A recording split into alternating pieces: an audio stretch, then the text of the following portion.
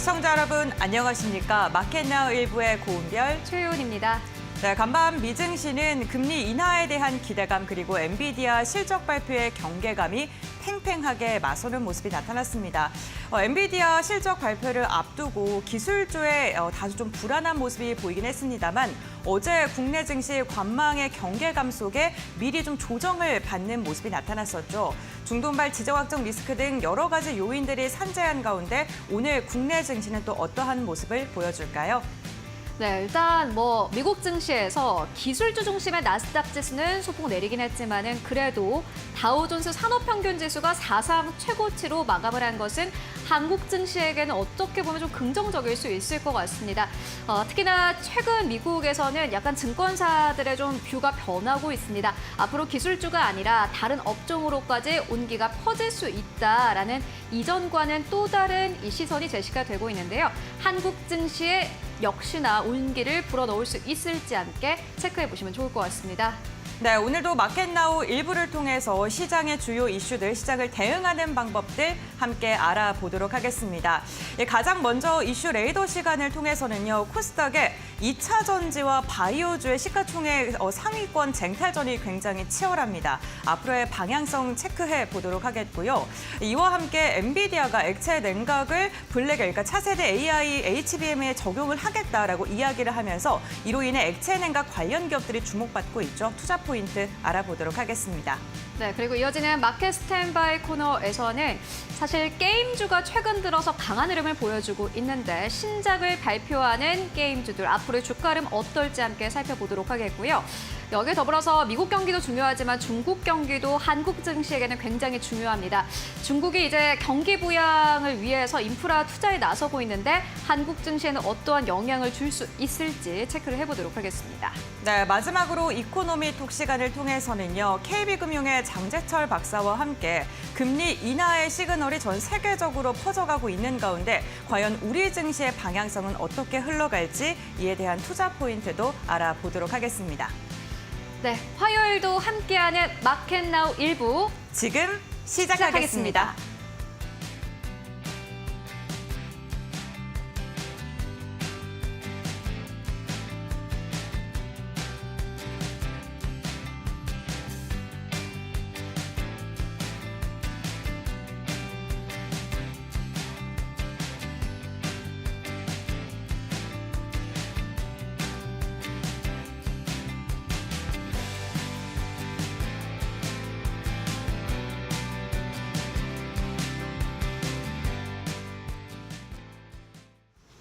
네, 글로벌 포커스 코너로 문을 열어보도록 하겠습니다. 유한타증권 천안본부장으로 가보도록 하겠습니다. 김정석 과장 연결되어 있습니다. 안녕하십니까?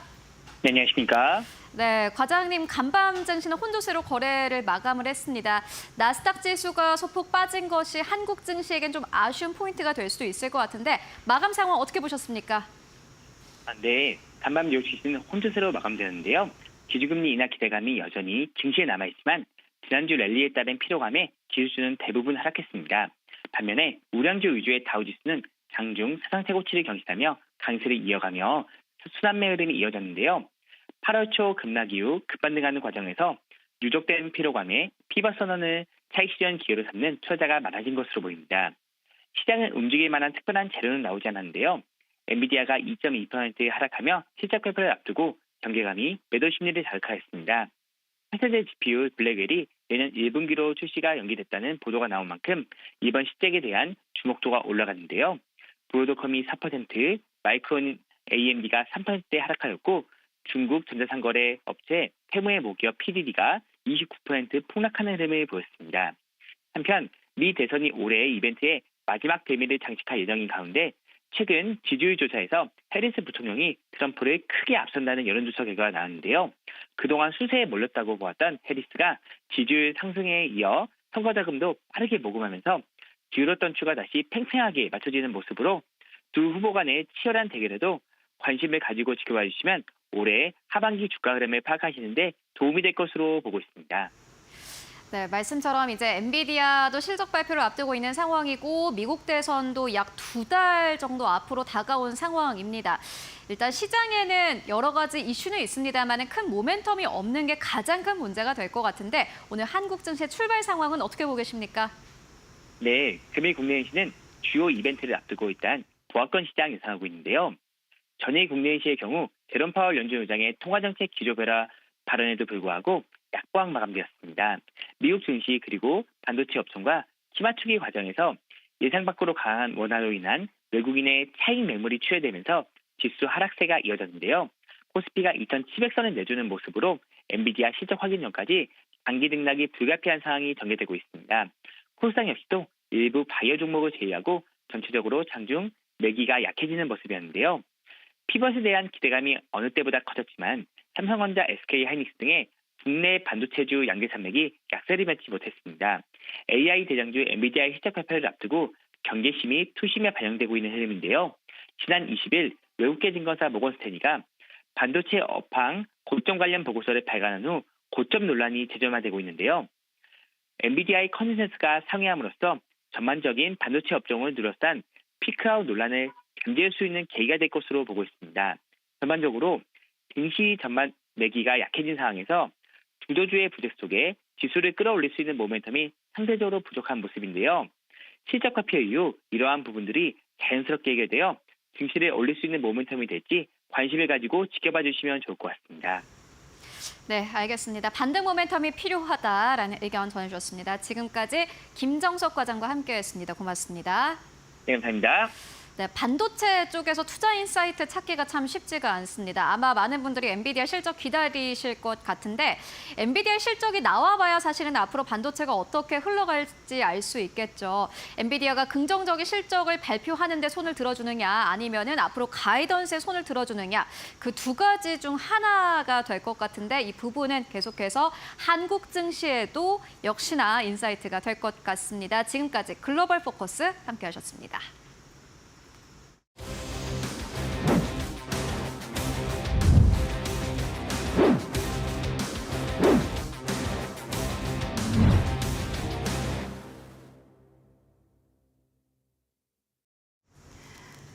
네, 이슈레이더 시간으로 이어가 보겠습니다. 개장 전 시장에서 주목해 봐야 될 이슈, 전문가의 레이더에 포착된 이슈는 무엇일까요? 오늘 두 분과 함께 알아보도록 하겠습니다. 이데일리 신일섭 전문위원, 이데일리온 곽유정 파트너 함께합니다. 안녕하십니까? 안녕하세요. 네, 반갑습니다. 오늘도 두 가지 이슈를 확인해 볼 텐데요. 먼저 신일섭 위원이 뽑은 이슈부터 살펴보시죠.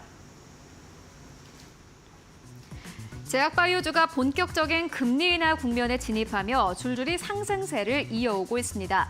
KRX 헬스케어 지수 구성 종목의 시총 비중은 지난달 말만 하더라도 8.47%였지만 지난 23일 기준 8.93%로 0.46%포인트 늘어났습니다. 유한타증권은 기업 성과가 좋은 상태에서 금리 인하까지 더해지면 하반기에도 이 같은 흐름이 이어질 것이라고 내다봤습니다. 관련주 함께 짚어보도록 하겠습니다. 네, 오늘 신입섭 위원이 포착한 이슈는요. 코스닥 시가총액 100위권 안에서 2차 전지 그리고 바이오주가 좀 팽팽하게 맞서고 있다라는 그런 이슈를 들고 오셨습니다. 어떤 부분을 좀 집중적으로 보고 계시는 건지 한번 이야기 나눠보겠습니다. 네, 그 주식아이프 분하고 저하고 이제 바이오를 한때 계속 한 주에 거의 한 며칠이죠? 네, 바이오 싫어하시잖아요. 그러니까 바이오를 싫어하는 네. 게 아니고 네. 아니 세계적인 바이오에선 좋죠. 네. 근데 바이오를 싫어하는 게 아니라 하도 우리나라에서 뒤통수 당한 적이 많으니까 그거에 대한 경계심을 갖고 있는 것이죠. 왜냐하면 빵집이나 장례식장, 꽃집을 하는 게 정상적인 건 아니거든요. 바이오로 돈을 벌 수 있다면 굳이 꽃집을 할 이유는 없거든요. 뭐 물론 바이오로 해서 무슨 예쁜 꽃을 더 만드는 그 바이오 기술이 본업이라고 하면은 문제가 아니겠는데 그 영업이익 5년 초과 적자를 탈피해서 상장 폐지를 면하고자 그런 일을 한다는 것 자체가 굉장히 지금 그렇죠. 본업에 맞지 않는 것이죠. 그러니까 그런 기업이 한두 개가 아니거든요. 우리나라에서. 그리고 뭐 신라젠이나 코오롱 티슈진 같은 데서 너무 가슴의 상처를 심각하게 입으신 분들이 많기 때문에 바이오에 대해서 너무 희망차게 떠드는 거에 대한 반대급부로 제가 떠드는 것이죠. 그러니까 이제 시장에 뭐 예를 들어 거죠. 그 뜨거운 물이 많은데 찬물 한 컵 제가 붓는다고 해서 변하진 않아요. 바이오에 대해서 꿈과 희망을 가진 사람들이 워낙 많기 때문에. 그리고 그거에 대해서 바이오에 대해서 엄청 휘황찬란하게 떠들면서 스팸을 엄청나게 날리고 요즘에 딥페이크 영상 유행이잖아요. 네. 딥페이크 영상으로 무슨 황현희 씨니 무슨 저 송혜교 씨니 다 조작해가지고 막 추천한 듯이 여기 나오시는 밧데리 아저씨도 그 영상 딥페이크 영상으로 가짜 영상 만들어서 뿌리는 어둠의 세력들이 많이 있어요. 그래요? 유명 인사들을 이용해서 네. 그런 것들 진짜 조심해야 됩니다. 그런데 그런 데서 주력 타깃으로 삼아지는 게 바이오 종목들이에요.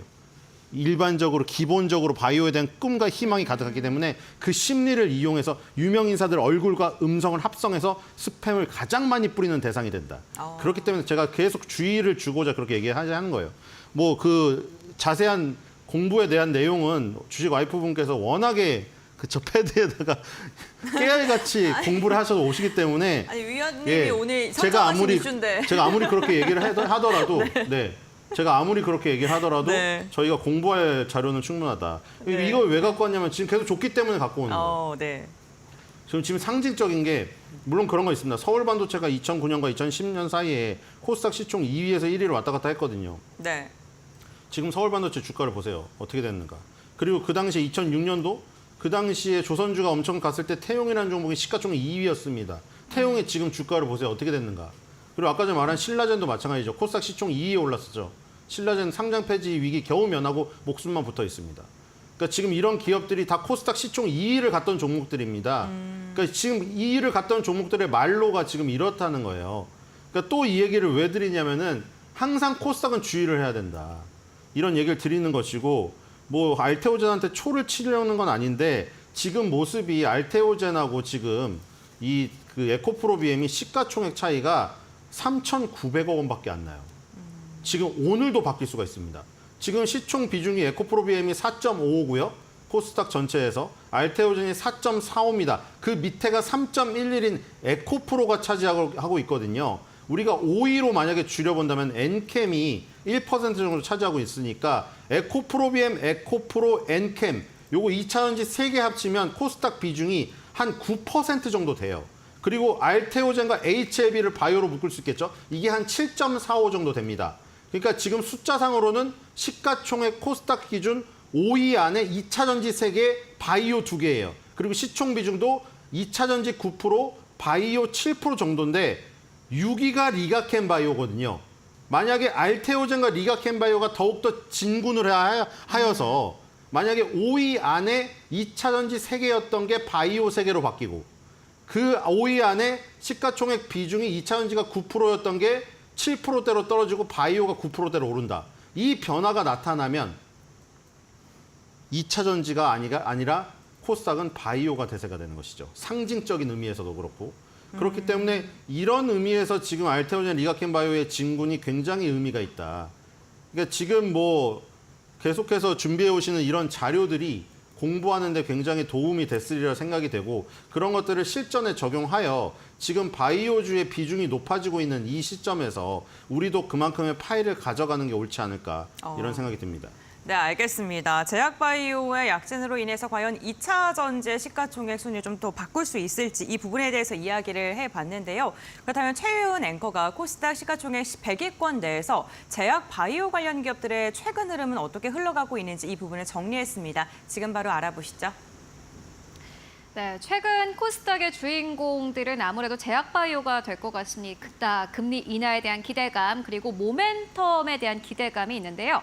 여기에 더불어서 지금까지 많이 오르지 못했다, 좀 길게 쉬어갔다라는 공통점도 있습니다. 이제 최근 시가총액 10위권 안에 포진되어 있는 제약바이오 기업입니다. 먼저 알테오젠입니다. 알테오젠은 어제장에서 0.79% 하락세 31만 원대에서 거래를 마감을 했는데요.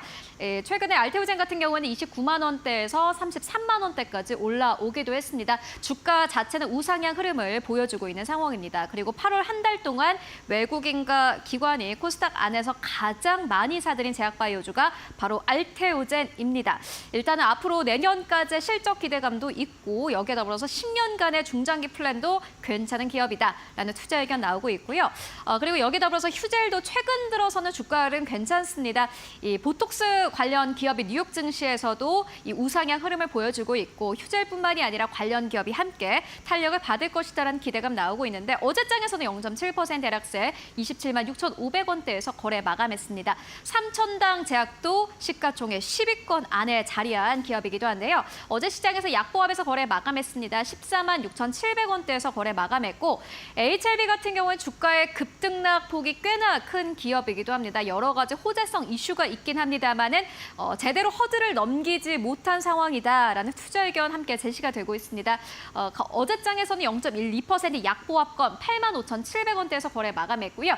리가켄바이오가 어제 제약 관련 기업들 가운데서는 가장 크게 좀 힘을 받았습니다. 4.5% 넘게 상승 탄력 받으면서 98,000원대까지 올라오면서 이제 10만 원대를 눈앞에 두고 있는 상황인데요. 보시다시피 HLB 삼천당제 휴젤 같은 경우는 최근 들어서 주가가 약간 좀 흘러내리는 흐름을 보여주고 있지만은 알테오젠과 리가켄바이오 거의 5일선 차트가 비슷합니다. 주가 자체가 반등 흐름을 이어오고 있는데 일단 제약바이오는 최근 들어서 다 같이 움직이는 게 아니라 같은 업종 안에서도 모멘텀에 따라서 움직이고 있습니다. 그렇다면은 8월 한 달간 9월까지 봤을 때 어떤 기업을 보면 좋을까요? 이어서 이야기 나눠보도록 하겠습니다.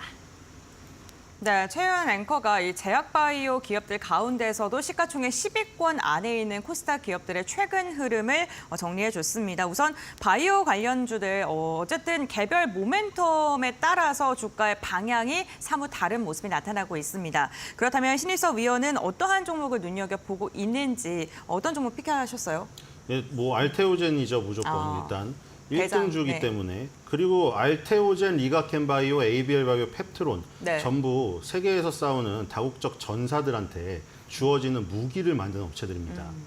지금 알테오젠, 리가켄바이오, ABL바이오, 펩트론의 무기를 들고 싸우지 않으면 게임 체인저가 될 수가 없는 지금 상황이기 때문에 다들 눈독을 들이고 있어요. 그래서 지금 이 몸값들이 다 높아지는 것이고 코스닥 바이오의 대세의 지금 특징이 바로 그겁니다. 플랫폼 기술 수출을 하는 업체들로 이루어져 있다는 것이죠. 예전에 셀트리온이 주도하던 장세와는 완전히 판이하게 다릅니다, 지금.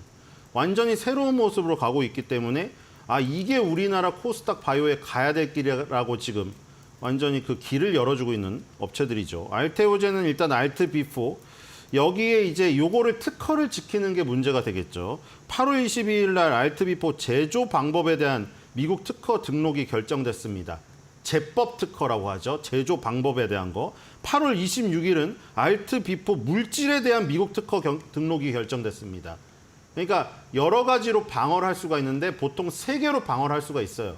일단 물질에 대한 특허로 방어를 할 수가 있고 그걸로 같은 물질이라도 어떻게 만드는 방법 똑같이 철을 주어줘도 원시인이 누구는 철을 잘 달아서 무기를 만들고 누구는 철을 못 달아서 그냥 고철로 지금 썩게 만들 수가 있잖아요. 그러니까 제법에 대한 특허가 또 있고요. 제형에 대한 특허가 있습니다. 옛날에 비아그라가 화이자의 비아그라가 제형 특허 가지고 또 물고 늘어진 거죠. 마른 목골이라는 특이한 제형에 대한 그 부분을 물고 늘어진 겁니다. 그래서 제형, 제법, 물질 특허 이런 것들로 방어를 치는 건데 지금 알트비4가 제법이랑 물질 특허, 미국 특허 등록이 결정됐다. 이렇게 되면서 히알루로니다제. 이거 맨날 발음할 때마다 어려워요. 그냥 알트비4라고 하는데 미국 지적재산권 보호가 가능하게 됐습니다. 그래서 지금 알트비4라는 이 소중한 플랫폼 기술을 계속해서 머크랑 독점 계약을 했지만 지금 또 다른 그 건건 바이 건이기 때문에 다른 쪽에서 또 지금 터질 가능성이 있거든요. 그래서 알테오젠의 지금 아이코프로비엠을 제칠 때까지의 이 부분은 물론 2차 전지에 지금 좀 안타까울 수 있겠지만 약간 캐즘에 빠진 이 시기를 놓치지 않고 알테오젠이 한번 올라서지 않을까. 중간에 한번 올라섰던 적이 있었거든요. 중간에 장중에 한번 1위로 올랐었던 적이 있었는데 종가를 에코프로비엠이 지켜내면서 자존심을 지켰어요. 그래서 이게 종가까지 지금 만약에 점령이 되어서 17조 먼저 누가 도달하느냐 이 싸움을 네. 알테오젠이 먼저 등극을 한다면 역사를 쓰게 되지 않을까 이런 생각이 듭니다. 네, 알겠습니다. 코스다 제약바이오 중에서는 지금 시가총액 1위를 기록하고 있는 알테오젠을 좀 선정해 주셨고, 그렇다면 곽유정 파트너님께서는 어떠한 종목을 보고 계실까요? 네, 지금 알테오젠이 에코프로 BMC 총 1위 자리를 노리듯이 지금 3위가 에코프로거든요. 네. 이 3위 자리를 노리는 HLB를 가지고 와봤습니다. 올해는 특히 알테오젠과 같은 바이오텍 기업들이 코스닥에서 좀 많이 부각이 되는 것 같아요. 이전에는 이제 전통 제약사 쪽에서 계속해서 좀 파이프라인을 늘려나가는 식의 그런 관련 이슈가 많이 나왔다면 최근에 이렇게 기술 이전이라든지 내지는 신약 개발에 대한 성과가 올해부터 조금 더 두드러지는 것 같거든요. HLB도 지금 현재 이 간암 신약 관련해서 이제 재승인 심사를 또 앞두고 있는 상황이기도 하죠. 이번에 보니까 HLB 그룹이 유한양행의 이 미국 폐암 신약 허가를 축하하는 메시지를 남겼더라고요. 사실 어떻게 보면은 경쟁사임에도 불구하고 이렇게 또 축하 메시지를 남긴 것 또한 또 의미가 있다라고 볼 수가 있을 것 같은데요. 이전에 그 HLB가 유한양행이랑 같이 공동으로 진행한 프로젝트가 있더라고요. 자회사 HLB 파나진 쪽에서 유한양행과 렉나자와 함께 처방할 수 있는 동반 진단기기를 개발을 해서 지난해 식약처로부터 허가를 받은 이슈가 있거든요. 그렇기 때문에 지금 이제 HLB 역시도 이제 곧 간암 분야에서 FDA 승인을 받아서 국산 항암제 우수성을 세계에 알리겠다라고서 이렇게 지금 간암 신약에 대한 자신감이 지금 현재 좀 깔린 메시지를 남기기도 했었고요. 지난번에 제가 한번 브리핑 도와드리기도 했었지만 이전에 이렇게 세포 폐암 관련해서 한미약품 쪽에서 그 포지오티닙을 미 FDA 그 승인에 도전을 했었는데 2019년도에 좌절된 이력이 있었다고 말씀을 드렸습니다. 이때 당시에는 효과에 대한 이제 의문이 제기가 되면서 보완 요청 서한을 받게 됐었는데 이번에도 마찬가지로 HLB에서 보완 요청 서한을 받게 되긴 했거든요. 하지만 이전에 한미약품은 이 효과, 효능에 대한 부분이 의문이 제기가 됐다면 이번에는 좀 추가적인 그 서류만 좀 보충해서 제출해달라 이런 이야기를 했기 때문에 사실 지금 효과에 대한 부분은 어느 정도 지금 입증이 됐다라고 이제 볼 수가 있을 것 같고요. 지난달 열린 미팅에서 FDA 쪽에서 추가로 지금 더 제출할 지금 서류가 없기 때문에 재허가를 신청할 것을 강력히 권고한다라는 지금 의견을 다시 한 번 더 전달했다고 합니다. 그래서 이번에 이제 9월 중순에서 10월 경쯤에 심사에 들어가게 되면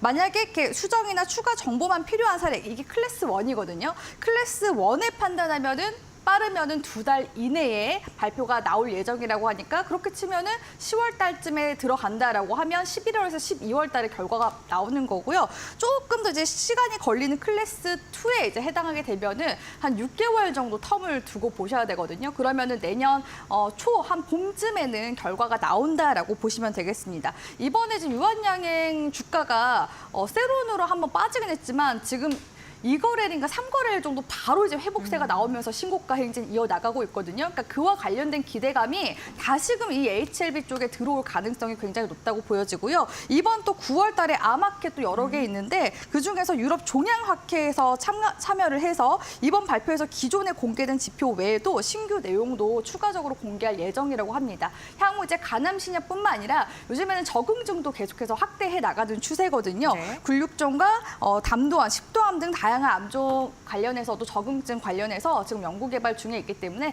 계속해서 이 HLB 관련한 리보세라니 모멘텀 지켜보셨으면 좋겠습니다. 네, 알겠습니다. 오늘 코스닥에서 시가총액 5위권의 제약바이오가 2종목이 있는데 그 종목 한 종목씩 알아봤습니다. 다음으로는 곽유정 파트너가 포착한 이슈 바로 확인해 보시죠. 엔비디아는 25일부터 열리는 반도체 컨퍼런스 핫칩 2024에서 기존 공냉식의 액체 냉각을 더한 새로운 냉각 방식을 공개할 예정입니다.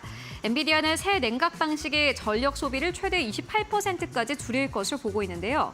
엔비디아가 본격적으로 액체 냉각 방식을 도입하면서 전체 서버 시장에도 지각 변동이 예상됩니다. 현황과 관련주 짚고 가도록 하겠습니다. 네, 곽유정 파트너가 포착한 이슈는 엔비디아가 적용을 하는 액체 냉각과 관련된 이슈입니다. 액체 냉각에 대해서 또 새로운 신기술이잖아요. 네. 검색을 많이 해봤는데 네. 어렵더라고요. 아, 또, 네. 파트너님께서 설명 잘 해주시니까 네. 네.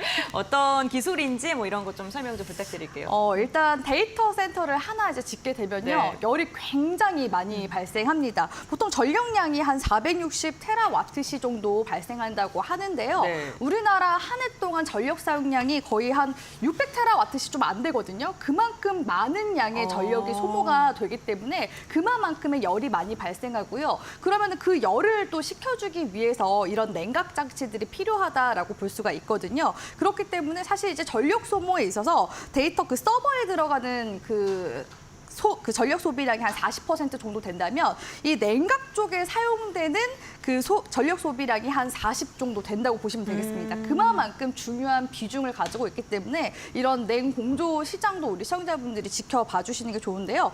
메타의 데이터 센터나 지금 다른 빅테크 기업들의 데이터 센터가 지금 어느 쪽에 있는지 아십니까? 어디에 있습니까? 거의 북쪽이나 차가운 지방 쪽에 있습니다. 그러니까 열을 식히기 위해서 자연적으로 네, 식히려고요. 그렇게 네. 지금 많은 빅테크 기업들이 관련해서 좀 많이 연구를 하고 있는 중이고 북극에 짓거나 내지는 바다에 그 데이터 센터를 짓는다는 그런 이제 이야기들이 있기 때문에 계속해서 좀 주목을 해보셨으면 좋겠고요. 지금 이제 이 엔비디아가 도입하는 액체 냉각과 최근에 또 시장에서 이슈가 됐었던 게 액침 냉각 방식이 있습니다. 그래서 헷갈려요. 두 개념이 너무 헷갈리다 네. 하시는 분들 계신데 액체 냉각 같은 경우에는요, 그러니까 액체 리퀴드 그러니까 비전도성 물질을 그 파이프 라인 같은 거를 서버에다가 달아서 물기를 만들어 줍니다. 그렇게 해서 열을 식히는 방식이 액체 냉각 방식이라고 보시면 되고요. 액침 방식 같은 경우에는 그 풍덩 빠뜨린다, 침전시킨다라고 보시면 돼요. 그래서 탱크가 필요합니다. 그래서 그 탱크 안에다가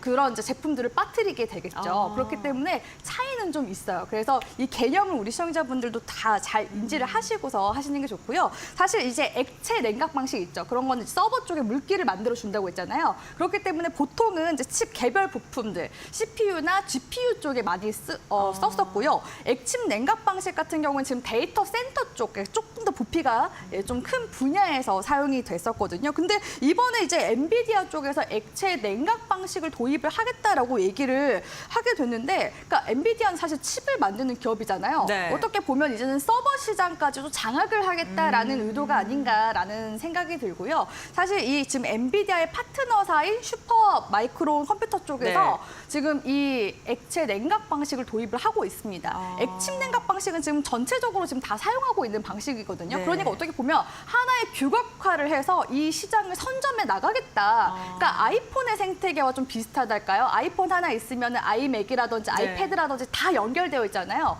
그런 식으로 지금 체제를 구축해 나가는 게 아닌가 싶습니다. 사실 지금 이제 액침 냉각 방식 시장이 지금 이제 막 형성이 되어 있고 상용화가 지금 딱 되는 지금 전 단계에 있거든요. 근데 이 H백 같은 경우에는 지금 이미 그렇게 슈퍼 마이크론 컴퓨터 쪽에서 액체 냉각 방식으로 지금 서버를 구축해 나가고 있기 네. 때문에 향후에 지금 차세대는 완전히 그 액체 냉각 방식으로 지금 구축하겠다라고 얘기가 나오고 있거든요. 그렇기 때문에 약간의 좀 지각 변동이 우려가 된다라고 보여지고요. 다만 그럼에도 불구하고 이 액침 냉각 방식 같은 경우에는 전기차나 배터리 쪽에서도 지금 많이 사용을 할 수가 있습니다. 최근에 이 배터리 열 관리 시스템, 그러니까 BTMS의 한 방안으로 지금 액침 냉각 기술 역시도 주목을 받고 있거든요. 그러니까 이런 이제 엔비디아 쪽에 그런 이제 AI 칩에 안 쓰이더라도 이런 이제 배터리 쪽에서도 기술이 지금 주목을 받고 있는 중이기 때문에 계속해서 이런 냉공조 시장에 대해서 관심을 가져보시면 좋을 것 같고요. 삼성전자가 최근까지도 이제 냉공조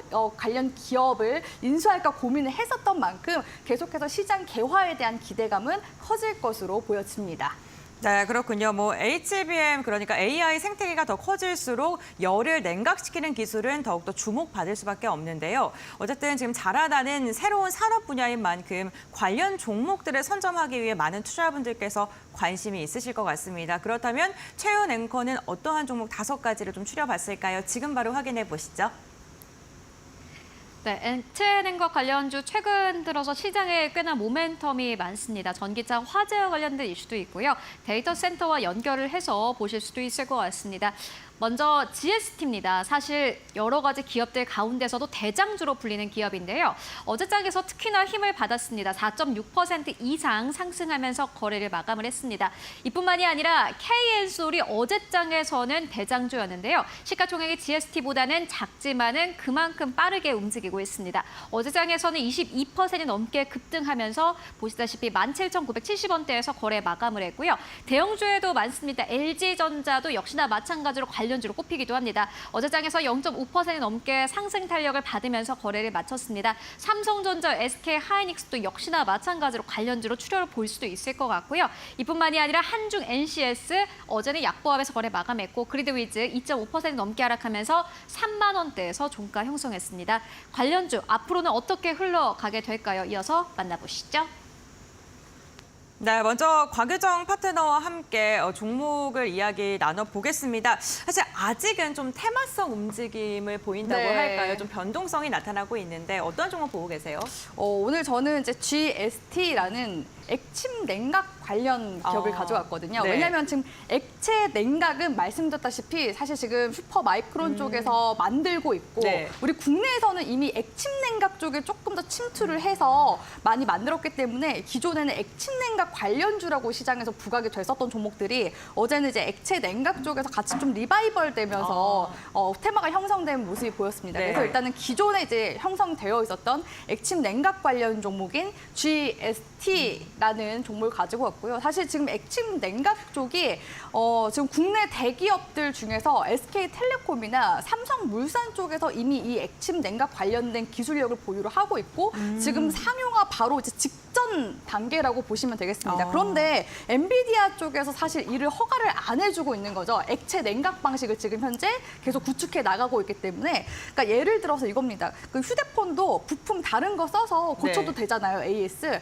그런데 이제 엔비디아 쪽에서는 너네 액침 냉각 방식 해도 돼. 그런데 AS는 못 해줘. 라는 거거든요. 그러니까 핸드폰도 보면은 물에 빠뜨리잖아요. 그럼 이게 물에 빠뜨려서 고장 났는지 고장 안 났는지 보려면 리트머스지 같은 거 이제 안에 있거든요. 그걸로 이제 확인하는데 그런 것처럼 물에 빠뜨리는 방식으로 우리는 그건 AS 안 해주겠다라고 하니까 이 데이터 센터를 하나 짓는데 수천억이 들잖아요. 네. 그렇기 때문에 그런 비용적인 부분들도 사실 좀 고려를 해야 되는 부분들이 있어서 지금 많은 이제 기업들이 약간 지금 좀 주춤해 있는 그런 상황이라고 볼 수가 있겠습니다. 근데 말씀드렸다시피 이제 전기차 배터리 쪽으로도 이 액침 냉각 방식이 쓰일 수 있기 때문에 계속해서 상황을 좀 열어두고서 보시는 게 좋을 것 같고요. 지금 액체 냉각 방식은 그 슈퍼마이크론 컴퓨터 쪽으로만 지금 만들어져 있지만 네. 이 액침 냉각 같은 경우에는 지금 국제 표준이 있습니다. 표준이 있기 때문에 많은 기업들이 지금 이 시장의 경쟁 구도로 지금 들어갈 수 있는 그런 상황이거든요. 그래서 이 GST 같은 경우에는 사실 뭐 다른 반도체 장비들도 많이 만드는 기업입니다.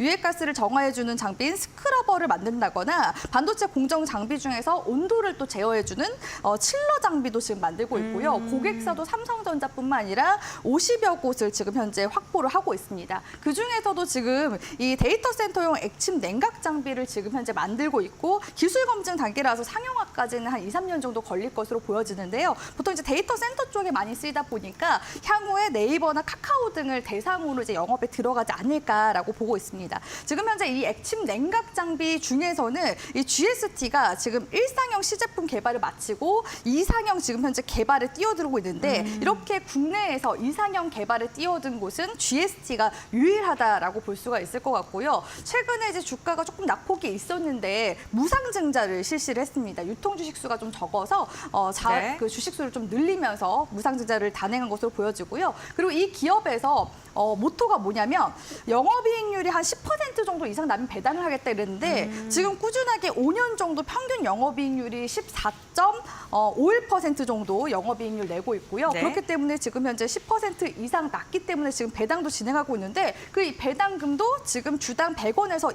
250원까지 지금 현재 증가하고 있기 때문에 배당에 대한 메리트도 같이 함께 가져가 볼 수 있는 기업이라고 보고 있습니다. 현재 이제 8월달 블랙 먼데이 이후로 주가가 반등세로 지금 전환되고 있는 중이기 때문에 관심 있게 보셨으면 좋겠습니다. 네, 알겠습니다. 곽유정 파트너는 GST 언급을 해주셨고요. 그러면은 바로 또 신입섭 위원님의 종목도 한번 확인해 보겠습니다. 어떤 종목일까요? 네, GS 칼텍스를 연결해 대상 회사로 갖고 있는 GS입니다. 아, GS요, 네. 네, 우리가 이 날씨가 요즘에 너무 덥잖아요. 집에 들어가자마자 에어컨 앞에서 더워 이러잖아요. 그게 공냉식이잖아요. 그래서 네. 너무 더우니까 이제 냉동실에서 이게 목걸이로 하는 얼음을 껴서 해요. 그게 이제 저기잖아요. 수냉식이고. 이제 더 이상 그것도 안 되겠다 해서 야 빨리 찬물 욕조에 담가다가 풍덩 뛰어들래. 그게 이제 액침 냉각입니다. 그래서 이제 컴퓨터에서도 볼 수 있죠. 옛날에 홍진영 씨가 갖고 나왔잖아요. 거기에 이제 수냉식이라고 예쁘게 물이 흘러가는데 핑크색으로 된 그 컴퓨터 갖고 있어요. 그게 수냉식이에요. 네. 근데 그 전에 공냉식은 여기 팬으로 돌리는 거. 그걸로 이제 게임을 막 롤 같은 거 막 하니까 열이 막 엄청 뻗치죠. 그러니까 수냉식으로 가는 거고. 네. 데이터 센터는 롤보다 더 열이 뻗치니까 그걸 그냥 아예 그냥 물 속에 풍덩 넣어버리는 거예요. 근데 물 속에 넣는 게 아니라 이제 액침 냉각유라는 윤활유에 넣는 거죠. 네. 우리 여러분들 윤활유 가시잖아요. 아무리 뭐 차에 대해서 차 막 다루시는 분도 엔진 오일은 그래도 때때로 무료 제공도 하고 하니까 가시잖아요. 그러니까 그게 엔진 오일을 가는 가장 큰 이유가 자동차에 열을 내리기 위해서 한 것이거든요. 그러니까 그 윤활유를 만들던 이 정유 회사들에서 이제 장사가 너무 안 되니까 지금 정제 마진이 너무 안 좋아요. 그러니까 지금 액침 냉각유 시장이 열리니까 얼른 뛰어들었죠.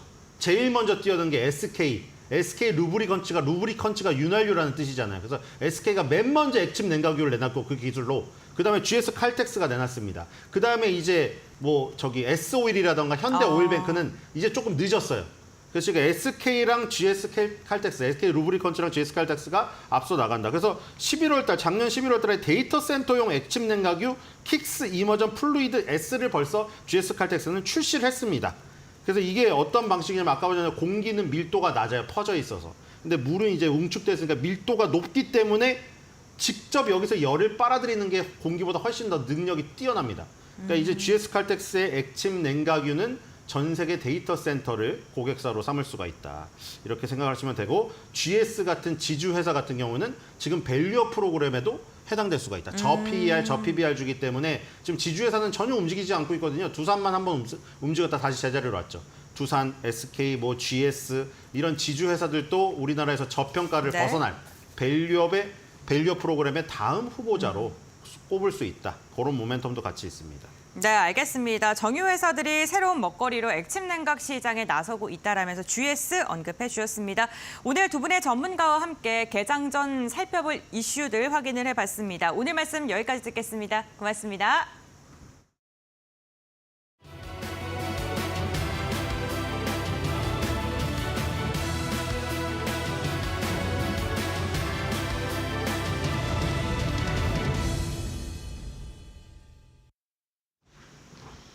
네, 마켓 리포트입니다. 오늘은 목표 주가 하향 그리고 목표 주가 상향이 각각 나온 리포트 확인해 보도록 하겠습니다.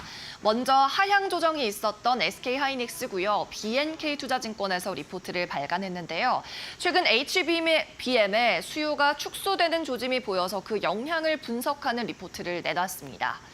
내년 엔비디아의 HBM 수요가 감소할 전망입니다. 블랙웰 신제품인 B100의 대부분 물량 그리고 B200의 출시가 취소됐기 때문인데 전력을 과소비한다는 지적을 받으면서 출시가 취소됐죠. 그래도 엔비디아의 우선 공급자인 SK하이닉스는 내년도 캐파 물량을 확보하는 데는 문제가 없어 보여서 매출의 영향은 제한적으로 받을 걸로 보이는데요. 또 8단 제품 대비해서 12단 제품의 가격 프리미엄이 있기 때문에 이 부분도 긍정적으로 봤습니다. 목표 주가는 기존 25만 원에서 23만 원으로 하향 조정이 나왔고요. 단기적으로 모멘텀이 없기 때문이라고 이유를 들었습니다. 투자 의견은 매수 유지했는데요. 다음 장 살펴보시죠. 네, SK하이닉스 같은 경우 일단은 반도체 시황에 대해서 논의를 했습니다. 낸드 그리고 모바일 시황이 곧 피크아웃을 치고 연말부터는 가격이 하락할 것으로 BNK는 보고 있었는데요. 그래도 내년에도 AI 서버에 들어가는 HBM의 수요는 견조하고 또 고용량 디램 시장도 성장을 지속할 것으로 봤습니다. 또한 경쟁사가 엔비디아의 11월 인증을 받는다 하더라도 퍼포먼스 이슈 때문에 블랙웰에는 공급이 당장 되지 않을 것으로 봤고요. 또 마이크론 같은 경우에도 증설이 크지 않을 것으로 보여서 HBM 시장에서 SK하이닉스의 경쟁력과 지배력은 계속해서 커질 것으로 예측을 했습니다. 또 SK하이닉스 같은 경우 256GB를 유일 양산할 것으로 보이는데요. 최근 128GB 모듈의 프리미엄이 하락하고 있는 바 SK하이닉스는 4분기부터 256GB 유일 양산을 해서 2배의 프리미엄을 가져갈 것으로 보입니다. 다만 최근에 메모리 수요가 둔화될 거라는 우려가 나오고 있고 여기에 따라 SK하이닉스도 단기적인 모멘텀은 없다라고 못을 박았는데요. 내년에 그래도 HBM 같은 곳에서 매출 비중이 높아지면서 디램 매출 비중에서 60% 이상을 차지할 걸로 봤고요. 실적도 내년에는 차별화가 나올 걸로 예상이 됩니다. 다만 주가 반등 시기에 대해서는요. 선진국에서 금리 인하가 이루어지면서 소프트 랜딩 기대감이 커지면 동사 주가도 함께 반응할 것으로 봤습니다. 네, 이어서 다음 리포트 살펴보죠. 이번에는 목표 주가 상향 리포트고요. 유안타 증권에서 분석한 NC소프트에 대한 보고서입니다. 호연, TL 그리고 2025년 7개라고 제목을 달았는데 호연과 TL은 게임, 신작 게임의 이름이고요. 2025년 7개라는 것은 내년 신작이 7개나 출격 대기하고 있다는 겁니다. 먼저 TL에 관해서 짚어보면 글로벌 퍼블리셔인 아마존 게임즈가 TL의 글로벌 런칭일을 공개했는데 10월 1일로 발표를 했습니다. 지난번에 있었던 글로벌 OBT, 오픈 베타 테스트에서 총 8만 4천여 명이 참여했고요. 특히 해외를 중심으로 높은 관심과 인기를 끌어모았습니다. 2025년에는 7개의 신작이 발표되고 최근 신작의 출시 속도와 신작의 양도 늘어나고 있기 때문에 높아진 실적을 반영해서 목표 주가 상향이 나왔습니다. 새로 나온 목표 주가는 26만 원이고요. 투자 의견은 매수 유지했네요. 다음 장 살펴보시죠.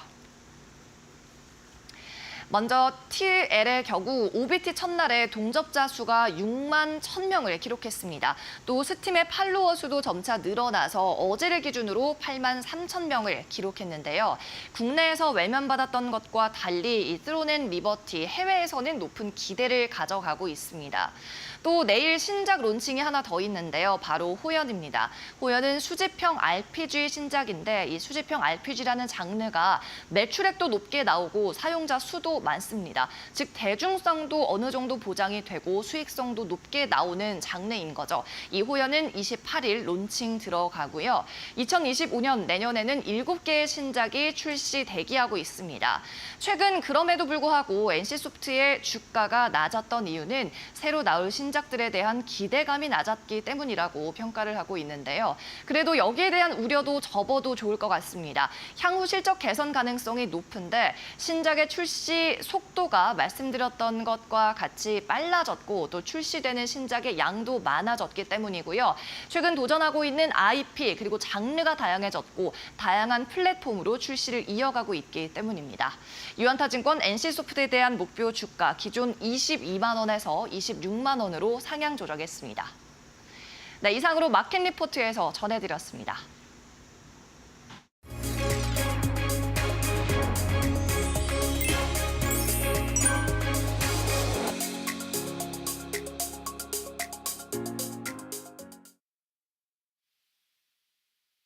네, 안녕하세요. 윤한식 파트너입니다.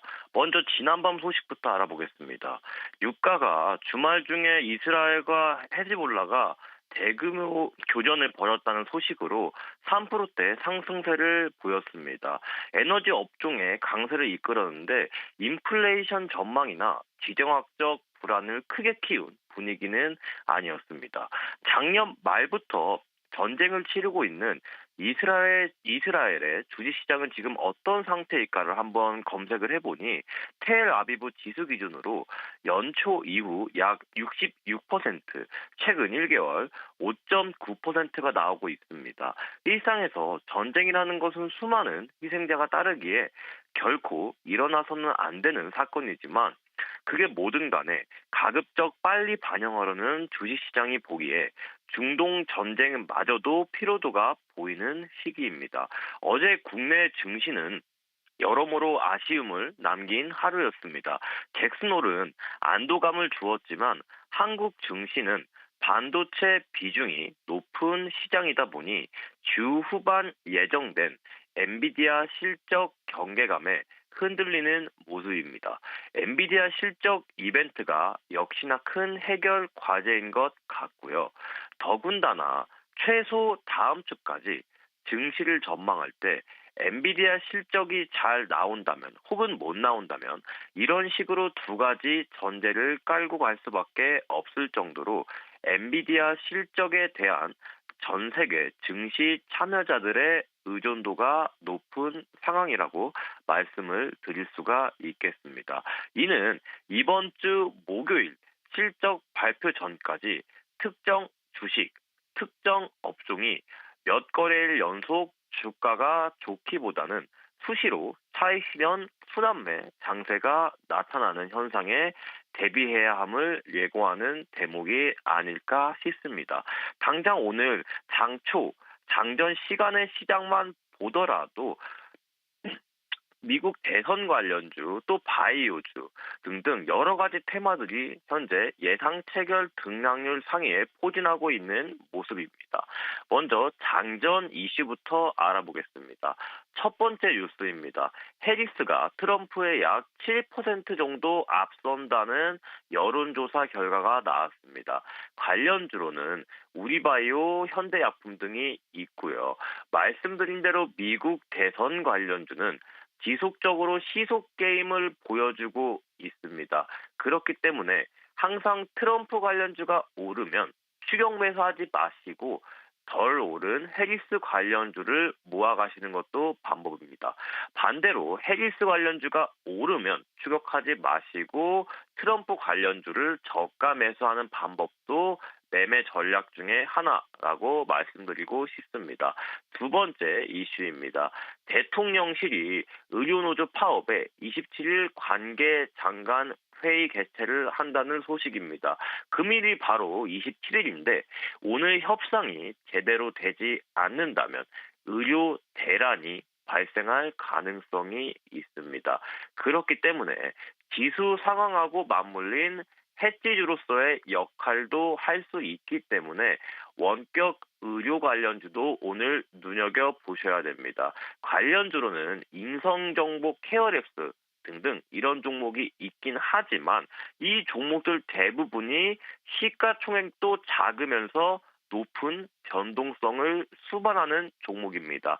이런 종목들은 잘못된 매수 타점을 가지게 되면 꽤 오랜 기간 동안 손실폭이 확대될 수 있기 때문에 오늘 데이 트레이딩으로만 매매하시는 것을 추천드립니다. 이상입니다.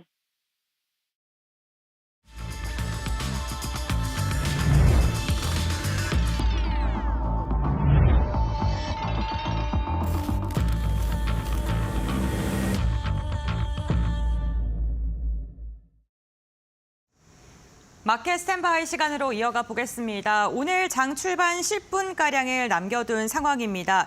간밤 미증시는 혼조세를 보이면서 마감을 했죠. 연준 금리 인하 피봇에 대한 기대감 그리고 엔비디아의 실적을 확인하고 접근하려는 경계감이 뒤섞이면서 다우지수는 사상 최고치를 경신했지만 나스닥 같은 경우에는 오히려 1% 가까이 빠지는 모습이 나타났습니다.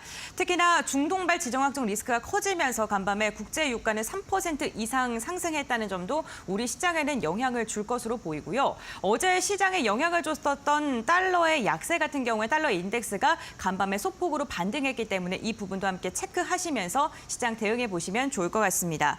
오늘 마켓 스탠바이 두 분과 함께 하겠습니다. 루체인베스트의 오현진 팀장, GC인포의 박수범 대표 그리고 최은 앵커 함께합니다. 안녕하십니까? 네, 반갑습니다. 개장 전에 어떠한 이슈를 좀 집중적으로 보고 계시는지 알아볼 텐데요. 먼저 오현진 팀장이 보고 있는 개장 전 탑3부터 살펴볼까요?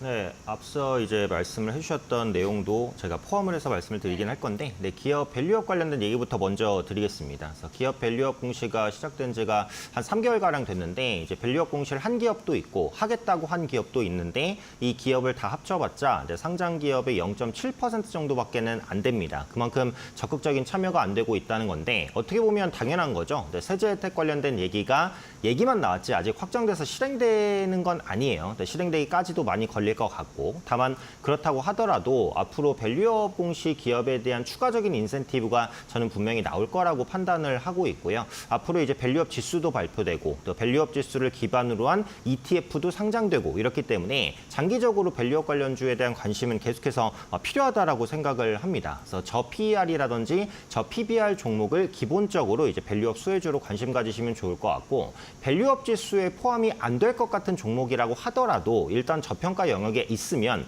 밸류업 지수가 발표될 때 같이 올라갈 수는 있습니다. 그래서 중소형주라고 이제 무시하지 마시고 중소형주 내에서도 PER과 PBR이 낮은 종목들을 적극적으로 좀 찾아보시면 투자의 기회가 있을 것으로 판단하고 있습니다. 다음은 이제 내일 있을 현대차 CEO 인베스트데이 관련된 얘기인데 그 향후 전략과 재무 상태 등을 공개하는 자리입니다. 그래서 여기서 관전 포인트 가장 중요한 게 제네시스의 하이브리드 전략이에요. 그러니까 제네시스가 아직 하이브리드 차량이 없어요. 근데 지금 글로벌적으로 보시면 전기차 판매는 확실히 좀 둔화되고 하이브리드 차 판매는 계속해서 증가하고 있단 말이에요. 그래서 현대차가 제네시스에 대한 하이브리드 전략을 제대로 내놓는다라고 한다면 현대차의 주가에 도움이 될 수 있기 때문에 내일 있을 인베스터 데이를 주목해 보셔야 될 것 같습니다. 일단 하이브리드 전략이 만족스러운지를 한번 보셔야 될 것 같고요. 또 미국 전기차 공장의 운영 방안도 현재 시점에선 관전 포인트라고 보시면 될 것 같아요. 또 앞서 말씀드렸던 그 밸류업 정책과도 연결되는 부분이 있습니다. 현대차가 또 대표적으로 PER과 PBR이 낮은 종목이기 때문에 인도 시장 IPO와 맞물려서 밸류업 정책 수혜를 또 받을 수 있는 종목이라고 보시면 되겠죠. 물론 최근에 이제 원화가 강세로 가고 있기 때문에 수출주에 부담스러운 측면은 분명히 있습니다만 그것을 감안해도 현대차는 긍정적인 모멘텀이 훨씬 더 많다라고 봅니다. 밸류업 수혜 가운데 또 들어올 수 있는 종목이고 인베스터 데이도 내일 예정되어 있으니까 현대차, 기아 그리고 현대모비스 자동차주에 대한 관심도 필요하다라고 보고요. 그리고 앞서 말씀해 주셨던 내용인데 그 NC소프트의 야심작 호연이 내일 정식 출시가 됩니다. 기존에 많은 제작비가 투입됐었던 TL이 아직까지는 그렇게 큰 성과를 거두고 있지는 못해요. 그래서 내일 발표되는 호연의 성과가 굉장히 중요하다라고 말씀드릴 수 있을 것 같은데 NC소프트는 기존의 리니지 IP 의존도를 해소시킬 수 있을지 여부 이게 중요하다라고 보시면 되겠고요. 내일 정식 출시되는 호연 같은 경우에는 기존의 NC소프트의 게임과는 약간 색깔이 다릅니다. 약간 좀 발랄하고 또 캐릭 특성 있는 그런 게임을 출시한 것이기 때문에 좀 다른 게임이죠. 이번에 성과가 난다라고 한다면 주가에 큰 도움이 될 수 있을 것이다라고 보고 있고요. 최근에 게임주가 계속해서 좀 살아나고 있습니다. 게임스컴 이슈가 이제 지나가기는 했지만 실적이 개선되는 게임주들 많기 때문에 게임주 내에서도 좀 목석 가리기 해보시면 좋을 것 같고 꼭 NC소프트를 가지고 있지 않더라도 호연의 성과가 좋으면 다른 게임주를 전체적으로 밀어 올릴 수 있으니까 이 신작 게임에 대한 초기 성과 정도는 확인해 보시면 좋겠다고 판단됩니다. 네, 일단 뭐 여러 가지 기업별 이슈가 있습니다. NC소프트 신작 발표 앞두고 있는 상황이고 현대차 인베스터 데이도 이제 하루 앞으로 다가왔습니다. 종목별 이슈를 함께 주목을 해보시면 좋을 것 같고요. 그렇다면 박수범 대표님께서는 오늘 시장에서 어떠한 이슈 주목하고 계십니까? 네, 뭐 첫 번째로 말씀드릴 건 이제 어제 우리 국내 시장 뭐 대응해보신 우리 개인 투자자분들 보시면 아시겠지만 어제 같은 경우에는 지금 이제 뉴욕 증시에 비해서 국내 증시의 움직임이 그렇게 좋지는 않았습니다. 이 부분들이 최근 좀 일본에서 BOJ 쪽에서 지금 현재 금리 인상 얘기가 계속해서 좀 나와주고 있죠. 그러다 보니까 아무래도 니케이 지수의 움직임에 장중 움직임에 조금 민감해지는 것 같습니다. 국내 증시가.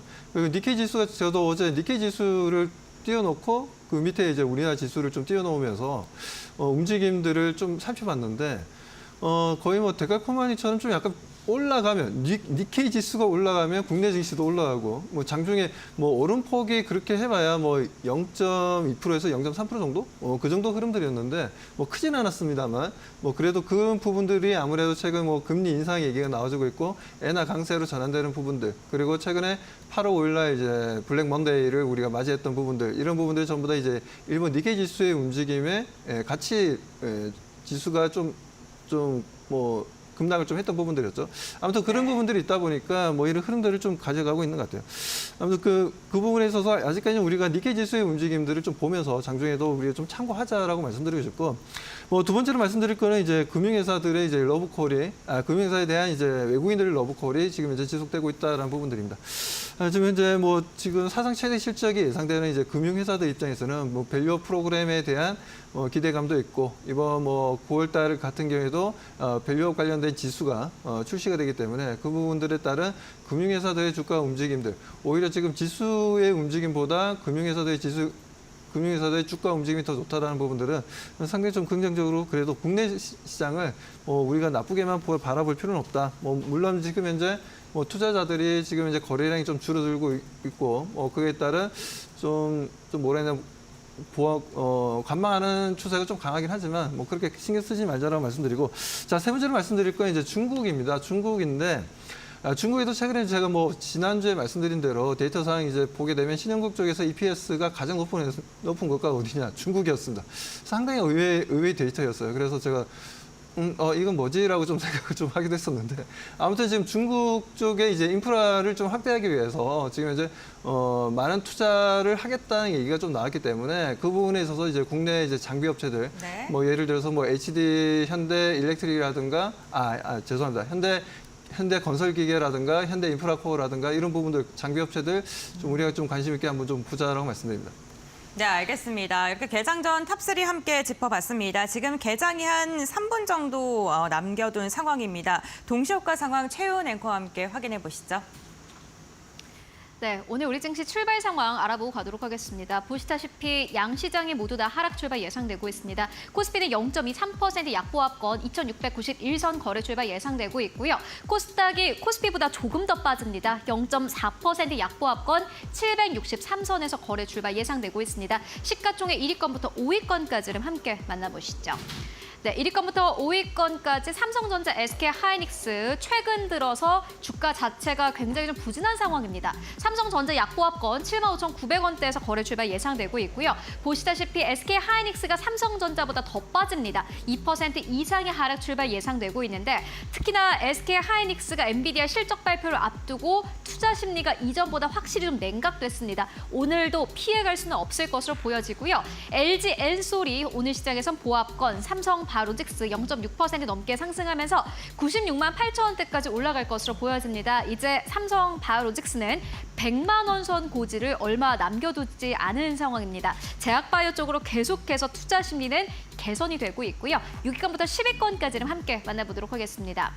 네, 현대차와 기아도 최근 들어서는 주가 흐름이 좋지 않은데 오늘 기아가 0.68%의 하락 출발 예상되고 있습니다. 102,400원대 거래 출발 예상되고 있는데 CEO 인베스터데이를 하루 앞두고 있습니다. 인베스터데이에서 어떠한 모멘텀이 나올지, 이제 지지부진한 박스권을 뚫고 앞으로 상승 탄력을 받을 수 있을지를 확인해 보시고요. 셀트리온 오늘 보합권입니다. 20만 5천 원대, KB금융이 강보합권 8만 8,900원대, 신한지주가 오늘 시장에서 1% 가깝게 상승 출발 예상되고 있습니다. 금융주는 여전히 이 어려운 시장 안에서도 강력할 것으로 보여지고요. 코스닥 1위권부터 5위권까지를 함께 만나보시죠. 네, 코스닥 1위권부터 5위권까지 에코프로비엠이 강보합권, 엔캠이 2% 이상 빠질 것으로 보여집니다. 엔캠은 사실 8월 초까지만 하더라도 주가가 고공행진 흐름을 보여왔습니다. 실적을 발표한 이후로 주가는 상승 탄력을 받아오다가 최근 들어서는 하락 흐름이 조금 나오고 있는 상황이고요. 오늘도 2% 하락 출발 예상되고 있습니다. 6위권부터 10위권까지를 함께 만나보시죠.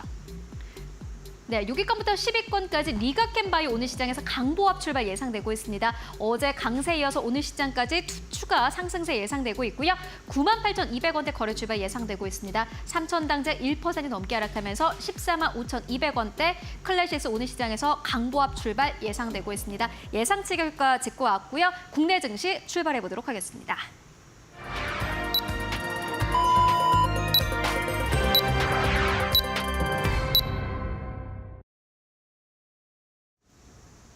네, 8월 27일 국내 증시가 출발을 했습니다. 우선 간밤 미증시가 혼조세를 보였는데 그 가운데 기술주가 약세를 보였기 때문에 우리 증시도 이에 대한 영향을 좀 받고 있는 것으로 보입니다. 양지수 일제히 하락으로 출발을 한 상황이 지금 집계가 되고 있는 상황이고요. 여기에 원달러 환율 오늘도 좀 약세를 보이고 있습니다. 달러의 약세가 오늘도 지속되면서 1,329원대에서 지금 출발을 알렸다는 점도 체크를 해 보셔야 될 것 같습니다.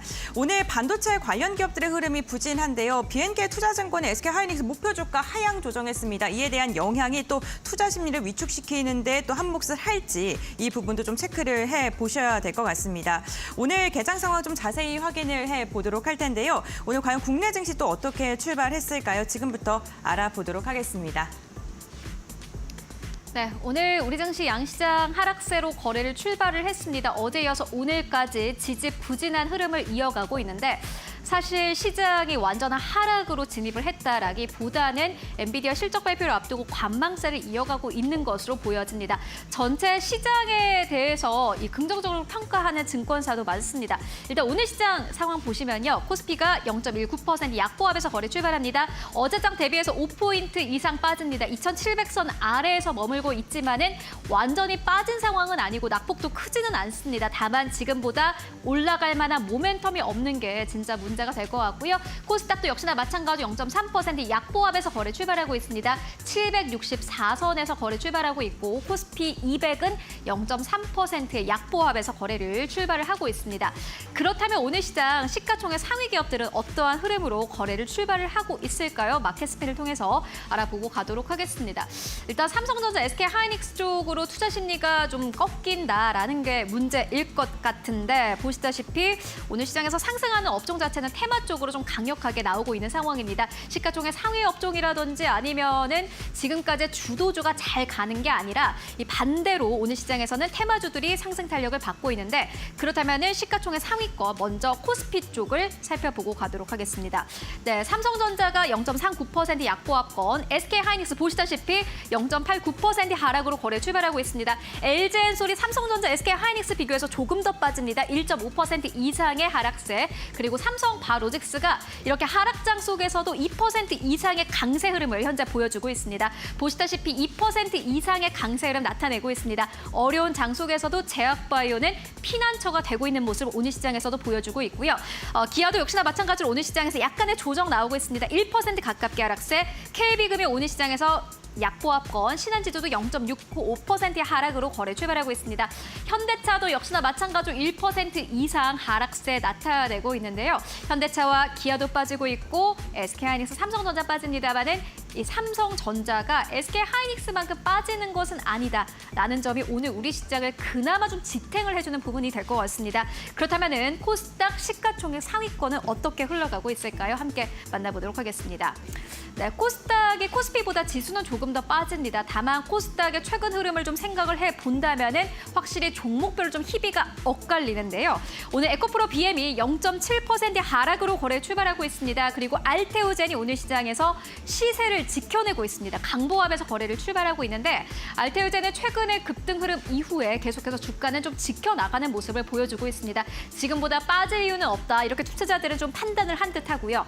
에코프로는 1% 가깝게 하락세, HLB가 오늘 시장에서 1% 이상의 하락세로 현재 거래를 출발을 하고 있습니다. 엔캠이 1.5% 넘게 하락세로 거래 출발하고 있고 반면에 오늘 시장에서 또 강력한 업종도 있습니다. 클래시스 2% 이상의 강세, 셀트리온 제약이 1% 이상 강세 흐름 나타내고 있는 가운데 오늘 또 주가의 하락폭이 좀 큰 기업들도 있습니다. 이오테크닉스 3% 이상 빠지고 있고 이외에도 실리콘도 1.3% 이상 하락세 나타내고 있습니다. 미용 쪽은 최근 들어서 조정세가 좀 깊어지고 있는 모습인데요. 그렇다면은 업종별로 봤을 때 오늘 한국 증시에서는 어떤 업종이 잘 가고 있을까요? 함께 만나보도록 하겠습니다. 역시나 오늘 시장도 어제장과 비슷하게 테마 쪽으로 좀 거래 대금이 크게 실리고 있습니다. 오늘은 조선업종이 1.9% 이상의 강세 흐름 나오고 있고요. 1위 업종과 2위 업종의 상승 탄력을 보시면 확실히 좀 차이가 납니다. 2위 업종 같은 경우에는 유통과 상사 쪽인데 강보합에서 머물고 있고 통신 쪽도 마찬가지로 강보합에서 머물고 있습니다. 조선업종이 2% 이상 강세 흐름을 보이고 있는 반면에도 1위 업종은 1%까지도 상승 흐름을 가지고 가고 있지 못한 상황입니다. 6위 업종은 음식료 쪽이고요. 전기가스 쪽이 강보합에서 거래가 되고 있는데 오늘 상승하는 업종이 많지 않은 가운데서도 상승폭도 크지 않은 것을 확인할 수 있습니다. 이런 시장 속에서 그렇다면 어떠한 기업들을 특징적으로 볼 수 있을까 이어서 전문가들과 함께 살펴보시죠. 네, 오늘 양 지수단에서는 좀 밀리는 모습이 나타나고 있습니다. 유가증권 시장 지금 484개 종목 하락하고 있고요. 코스닥 같은 경우에도 942개 종목이 내림세를 보이고 있다는 게 특징적입니다. 다만 외국인이 지금 현물 시장에선 매도를 하고 있습니다만 선물 시장에서는 800개양 넘게 순매수를 하고 있다는 점도 좀 체크해 보셔야 될 것 같고요. 시가총액 상위단에서는 바이오주들이 좀 선전을 해주고 있고 나머지 기업들은 힘이 좀 쓰지 못하는 모습 나타나고 있습니다. 특히나 정부가 AI 반도체 양자 12대 분야에 대해서 30조가량을 투자한다라고 이야기를 하면서 오늘 인공지능 AI 관련 기업들이 시세를 분출하고 있는 종목들이 많은 상황입니다. 역시나 정부와 연관이 되어 있거나 테마성 움직임을 갖고 있는 종목들을 향해서 오늘 매기세가 이어지고 있는 개장 직후인데요. 전문가들은 개장하고 나서 어떠한 이슈 집중적으로 보고 있는지 종목군들 한번 살펴보겠습니다. 먼저 오현진 팀장님부터 말씀해 주시죠. 네, 미증시가 기술주 중심으로 조정을 받았기 때문에 그에 따른 영향을 국내 증시가 받으면서 하락 출발입니다. 아무래도 미증시도 지속적인 반등을 좀 보여줬었기 때문에 약간 상승 랠리에 따른 피로감이 발생할 수 있고요. 또 무엇보다도 엔비디아 실적 발표를 앞둔 경계감이 발동했다라고 볼 수 있을 것 같습니다. 엔비디아의 실적은 좋을 겁니다. 하지만 컨센서스 자체가 워낙 높기 때문에 이 높아진 눈높이를 충족시킬 수 있을 것인가에 대한 시장의 의문이 좀 발동했다라고 보시면 되겠죠. 그렇다면 엔비디아 실적이 명확하게 확인되기 전까지는 지수에 상당히 제한될 수 있을 거라는 겁니다. 그래서 오늘과 그리고 내일까지 지수에 대한 기대감은 약간 내려놓고 대응해야 되지 않을까 싶고 코스피 지수 같은 경우에도 최근 빠르게 반등하면서 PBR이 거의 1배 수준 가까이까지 왔습니다. 이렇다면 국내 증시가 저평가됐다라고 말하기는 조금 어렵다라는 거죠. 결국은 모든 종목이 가는 시장은 아니고 옥석 가리기가 중요한 시장이다. 지금은 종목에 대한 그 개수가 좀 많다면 개수를 조금 압축하시는 전략도 필요하지 않을까 판단이 됩니다. 업종별로 흐름 보겠습니다. 오늘 의약품 업종이 2% 가장 강합니다. 상승하고 있는 제약바이오주를 보면 삼성바이오로직스와 셀트리온이 대형주 중에는 가장 강합니다. CDMO와 바이오시밀러, 한마디로 말해서 실적이 나오는 제약바이오주가 강하다는 거죠. 그러니까 예전에는 뭐 신약 관련된 뭐 일상 이상 이 부분만 들어가면 뭐 주가가 급등하고 이런 시대는 지났다라는 거죠. 그래서 확실하게 실적이 나오거나 아니면 실적이 나올 것이 거의 확실시되거나 이 정도는 돼야 주가가 간다는 겁니다. 그래서 제약바이오주 내에서도 어쨌든 옥석 가리기가 필요하고 실적이 나오는 제약바이오주는 계속해서 상승할 가능성이 높다라고 볼 수 있고요. 건설주도 오늘 상대적으로는 강한 편입니다. 뭐 HD, 현대산업개발 2% 정도 국내 주택시장 수혜를 가장 크게 받을 수 있을 것으로 보여지는 건설주입니다. 그리고 금리 인하가 거의 확정적이기 때문에 금리 인하에 따른 수혜도 가장 크게 받을 수 있다라고 보시면 되겠죠. 단기간에 급등했기 때문에 약간 쉬어갈 수는 있지만 건설주의 투자 심리는 앞으로도 계속해서 개선되는 흐름을 보일 것으로 판단이 됩니다. 그 외 화학주라든지 뭐 비금속 광물 그리고 통신주 정도 강보합권에서 움직이고 있고요. 아무래도 간밤에 기술주가 조정을 받았기 때문에 금일도 전기전자, IT 관련된 종목들은 약간 쉬어가고 있습니다. 역시 엔비디아 실적 발표 이후에 이제 IT 주들이 방향을 잡을 것이기 때문에 신규 매수를 고려하시는 분들은 엔비디아 실적 발표를 확인하고 대응하셔야 되지 않을까 판단됩니다. 네, 알겠습니다. 뭐 역시나 시장 자체는 엔비디아의 실적을 확인한 다음에 접근하려는 경계감이 높은 상황입니다. 오늘 굉장히 특징적인 게 삼성바이오로직스가 드디어 황제주를 터치하는 데 성공을 했습니다. 100만 원 선 돌파를 했고 지금 100만 원 선 재돌파를 위해서 힘을 써주고 있는 모습이고요. 제약 바이오 관련 기업도 좀 지속적으로 체크를 해주셔야 될 것 같습니다. 이렇게 오현진 팀장님의 개장 주요 특징을 한번 확인해 봤는데 다음으로는 박수범 대표님의 이슈도 한번 살펴볼까요? 네, 뭐 지금 시장 보시는 것처럼 지수는 지금 현재 좀 약세 흐름입니다. 네. 그리고 지금 이제 선물이라든가 현물에 대한 이제 외국인들의 대응 또한 상당히 어제랑 좀 비슷하게 좀 아직까지는 좀 소극적인 대응을 좀 하고 있다라고 좀 말씀을 좀 드릴 수가 있고요. 아무튼 지금 업종들의 움직임들을 좀 보게 되면 뭐 철강주가 좀 올라가고 있어요. 철강주 휴스틸도 좀 강한 상승 흐름을 좀 보여주고 있는데 죄송합니다. 자. 캐나다 쪽에서 얘기가 나왔죠. 캐나다 쪽에서 중국의 EV에 대해서 자동차에 대해서 100% 관세하겠다는 얘기가 나왔고 뭐 철강이라든가 비철금속 쪽 알루미늄, 특히 알루미늄 같은 경우에도 25% 정도 관세를 인상하겠다는 얘기가 좀 나왔습니다. 그 부분에 있어서 상대적인 수혜가 예상되는 종목들이 조금 움직임을 좀 보여주고 있다라고 좀 판단되고요. 자, 그리고 지금 바이오를 빼놓고 얘기할 수가 없네요. 바이오가 상당히 좀 강하게 좀 움직임을 좀 보여주고 있는데 삼성바이오로직스 같은 게 지금 3.6% 정도 올라오고 있고 SK바이오팜 같은 경우도 3% 정도 그리고 지금 현재 셀트리온 같은 경우에도 1.4% 정도 이렇게 해서 지금 바이오 관련 종목들의 움직임을 좀 보여주고 있는데 이 부분들은 뭐 바이오시밀러 제품들에 대한 미국향 매출이 크게 좀 증가하지 않겠냐라고 좀 바라보고 있는 부분들, 그래서 이제 FDA 승인을 좀 받고 있는 부분들, 이런 부분들이 주가에 긍정적인 영향을 좀 주고 있다라고 좀 보여집니다. 뭐 SK바이오팜 같은 경우에도 엑스쿠프리라는 제품을 통해서 국내에서 생산하는 건 아니고 이제 미국에서 생산해서 미국에서 직접적으로 이제 마켓 쉐어를 좀 가져오겠다라는 부분들인데. 아시다시피 지금 현재 바이오 쪽 같은 경우에는 전 세계 글로벌 시장에서 소비하는 양이 제일 많은 국가가 미국입니다. 미국의 전체 시장에서 61%를 차지하고 있다는 거죠.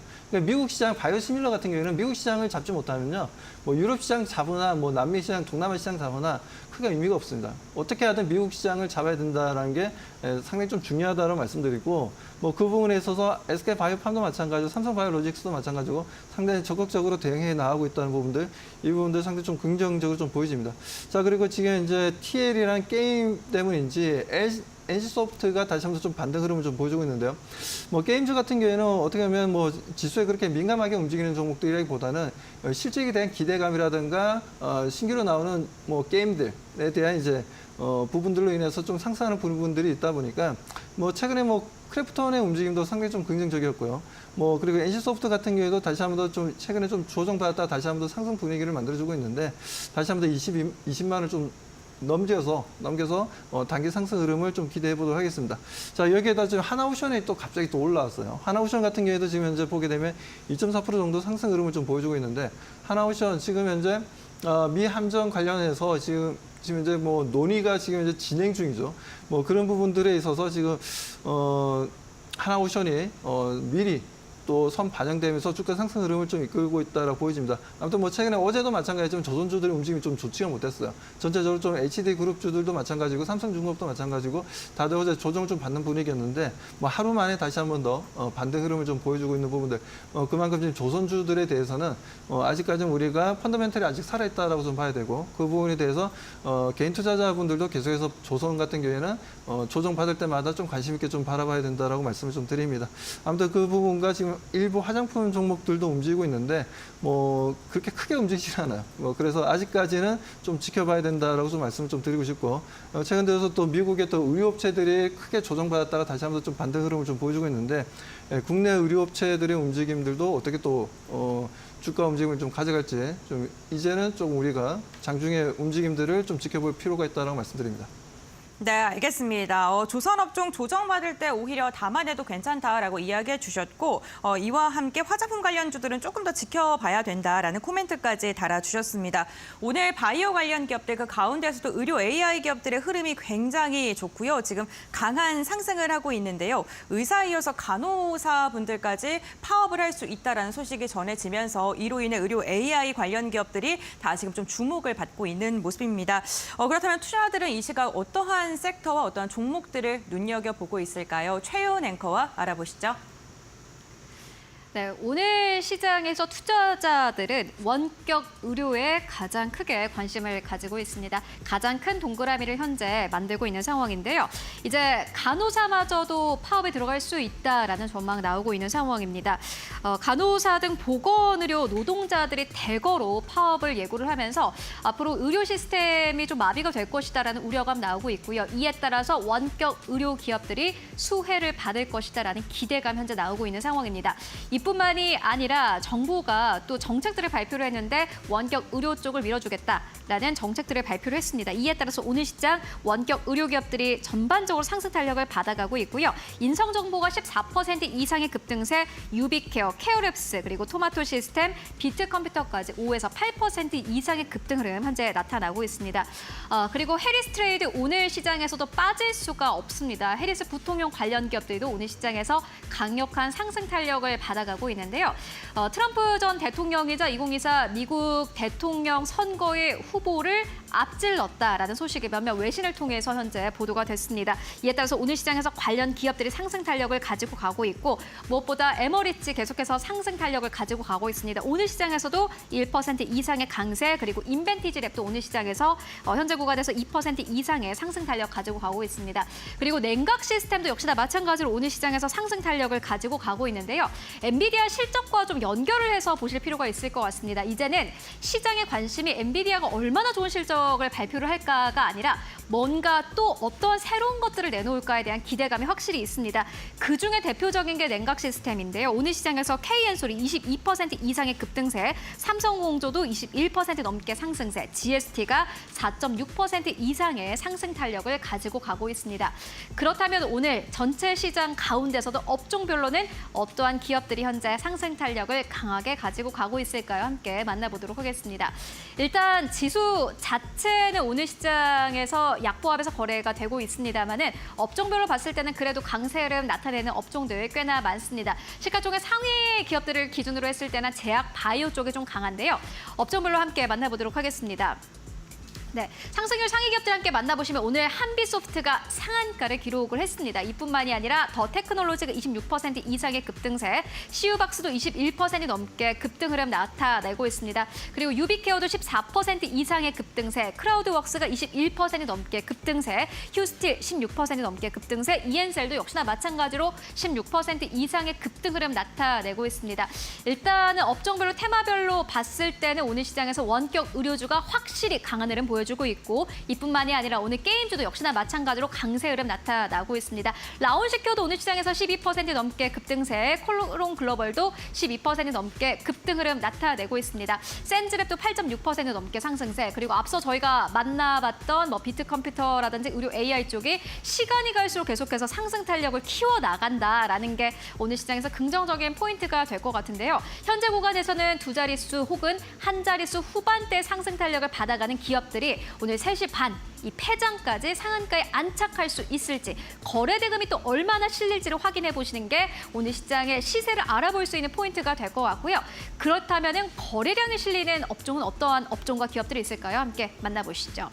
아무래도 오늘 시장에 거래량이 많이 실리는 업종과 기업들 같은 경우에는 역시나 테마주가 될 것 같습니다. 역시나 예상대로입니다. 인성정보 11% 넘게 급등 흐름 나타내고 있는데 많은 기업들 가운데서도 거래량이 가장 많이 실리고 있습니다. 큰 네모박스를 현재 그리고 있고요. 오성첨단 소재도 7.2% 넘게 상승 탄력 받아가고 있습니다. 폴라리스 AI도 오늘 시장에서 11% 가깝게 상승 탄력 가지고 가고 있고 휴스틸이 15% 넘게 상승 탄력세, 유비케어도 15% 넘게 상승 탄력 받아가고 있습니다. 그리고 또 다르게 좀 특징적인 것이 진단키트 관련 기업들도 역시나 마찬가지로 좀 거래량이 실리고 있습니다. 상승하는 그 폭이 크지는 않지만은 거래량이 크게 실리고 있는 상황인데요. 보시다시피 오늘 시장에서 휴마시스가 1% 가깝게 상승 탄력 가지고 가고 있고 우리바이오도 1.5% 넘게 상승 탄력 가지고 가고 있습니다. 그리고 에머리츠가 8.6% 넘게까지 상승 탄력을 키워가고 있는데 역시나 마찬가지로 해리스 트레이드와 관련된 기업들 오늘 시장에서 거래량 계속해서 들어오고 있습니다.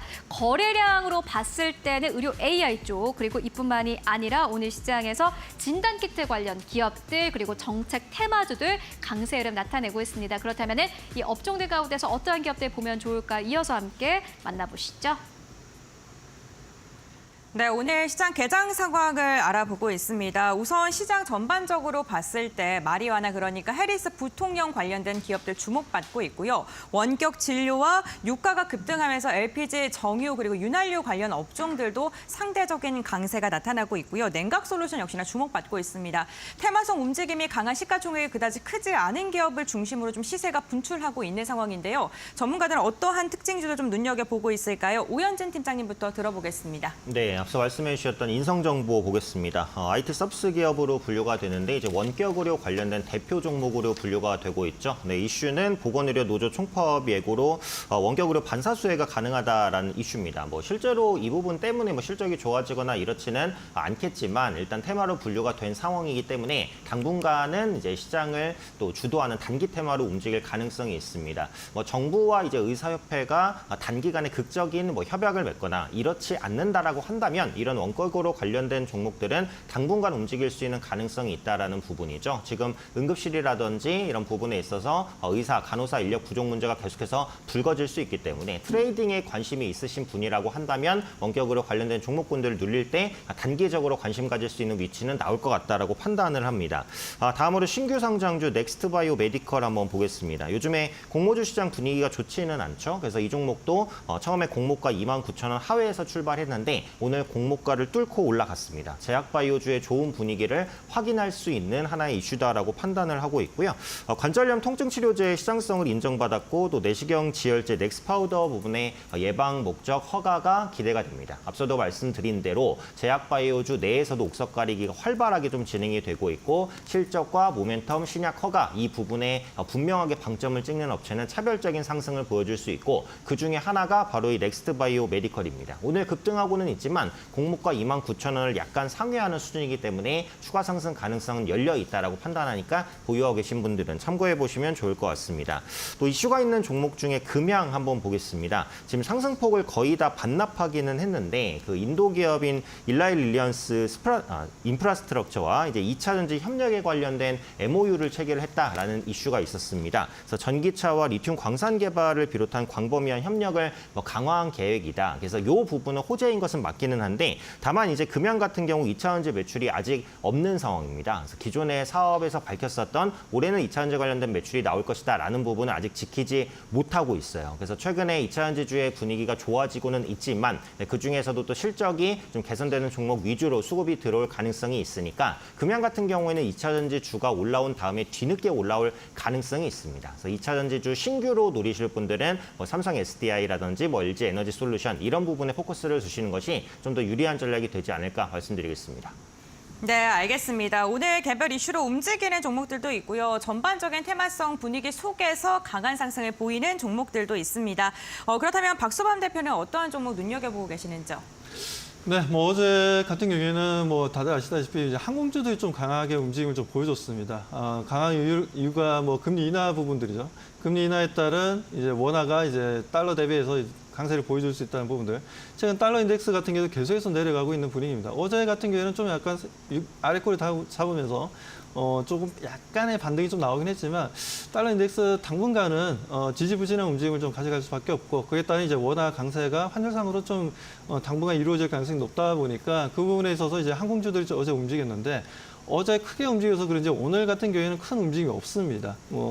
대표적으로 지금 이제 몇 종목을 좀 보게 되면 진에어도 좀 보도록 하겠습니다. 진에어 같은 경우에도 지금 이제 보면 어제 거래량이 상당히 좀 많이 들어왔어요. 어제 590만 거래량이 있었고 장중에 이제 뭐 9.9%가 거의 10% 가까이 좀 올라가는 흐름들이었습니다. 오늘 같은 경우에는 이제 약보합 움직임을 좀 보여주고 있는데 오늘보다는 제가 봤을 때 내일이 좀 더 추가적인 단기 급등 패턴이 좀 더 나오지 않을까라고 좀 보고 있고요. 뭐 진에어뿐만 아니라 지금 티웨이 항공까지 어제 같은 경우에 좀 강한 상승 흐름을 좀 보여주다가 현재는 0.3% 정도 흐름을 보여주고 있는데 그러니까 이런 항공사들 같은 경우에는 단기 상승 추세는 계속 이어질 가능성이 좀 높다라고 좀 판단하고 있어서 그래서 오늘 같은 경우에 지금 이제 항공주가 없다라고 하신다면 오늘 만에 하나 뭐 마이너스 뭐 1%, 2%, 3% 정도의 조정을 좀 보여준다면 저는 적극적으로 좀 매수할 필요는 있다. 환율의 움직임에 따른 여러 가지 리스크라든가 아니면 여러 가지 이제 관리비라든가 경비가 상당히 좀 줄어들 수 있는 부분들에 있어서 그 부분에 있어서 이제 항공주들에 대한 관심도를 조금 더 높일 필요는 있다라고 좀 말씀 좀 드립니다. 자, 그 외에도 지금 이제 좀 보게 되면 조금 아직까지는 좀 지지부진해요. 뭐 아침에 좀 크게 뭐 움직일 듯 하던 종목들이 다들 현재 조금 내려가 있는 모습들이고 HD 현대일렉트릭도 조금 많이 좀 내려가 있는 부분들이고 전력 인프라 관련 종목들도 좀 내려가 있는데 뭐 제가 보는 관점에 있어서는 그동안 좀 많이 좀 상승한 부분들도 있었고 일부 차익 매도 물량이 좀 나아질 수도 있고 지금 이제 또 반도체가 좀 지지부진하다 보니까 요즘 뭐 그렇지 않습니까? 반도체가 움직여야 이제 전력 인프라 관련 종목들도 잘 움직이는데 둘 다 지금 현재 좀 약세 흐름을 좀 보여주다 보니까 뭐 이런 흐름들을 좀 보여주고 있다라고 말씀드립니다. 아무튼 지금 삼성전자나 SK하이닉스를 비롯해서 전력 관련 종목들 가지고 계신 분들은 일단 좀 홀딩을 하십시오. 그리고 미국의 엔비디아 실적 발표가 우리나라 시간으로 이제 이번 주 목요일 새벽입니다. 그렇기 때문에 뭐 그 부분에 있어서는 저는 분명 좋은 결과가 나올 거고 이렇게 좀 미리 어떻게 되면 걱정거리가 미리 주가가 빠졌기 때문에 뭐 엔비디아가 어닝 쇼크만 발생하지 않는다면 너무 예상치보다 뭐 과도하게 예상치보다 내려갔다 그런 내용들만 아니라면 제가 봤을 때는 삼성전자도 마찬가지, SK하이닉스도 마찬가지고 전력인프라 쪽도 다시 한번 반등 흐름 나와줄 수 있으니까 가지고 계신 분들 너무 걱정하지 마시고 홀딩하자라고 말씀드립니다. 네, 알겠습니다. 오늘 국내 증시 개장한 지 한 25분가량이 흐르고 있는 상황인데요. 코스닥은 저점이 더 깊어지면서 758선까지 1%가량 빠지는 모습 나타나고 있고요. 하락 종목도 조금 더 많아지는 추세입니다. 그래도 조정을 매수의 기회로 삼아라라고 박서범 대표님께서 또 코멘트를 달아주셨으니까 이 부분 좀 참고하시면서 대응해 보셔도 좋을 것 같습니다. 그렇다면 오늘장의 키포인트 한 줄로 요약해 보도록 하겠습니다. 우현진 팀장님 부탁드립니다. 네, 저는 이제 소외주 반격의 시기다 이렇게 잡아봤는데요.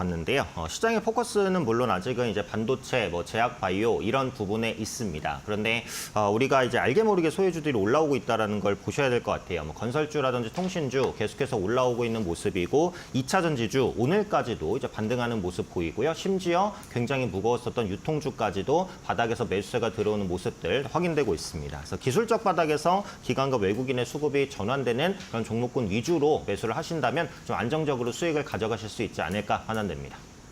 네, 알겠습니다. 소외주 반격의 시기다라고 이야기해 주셨는데 오랜 시간 마음고생하셨을 관련 종목 들고 계신 분들이 수익 실현 잘할 수 있기를 저도 바라도록 하겠고요. 다음으로는 박서범 대표님 오늘장 한 줄 포인트 말씀해 주시죠.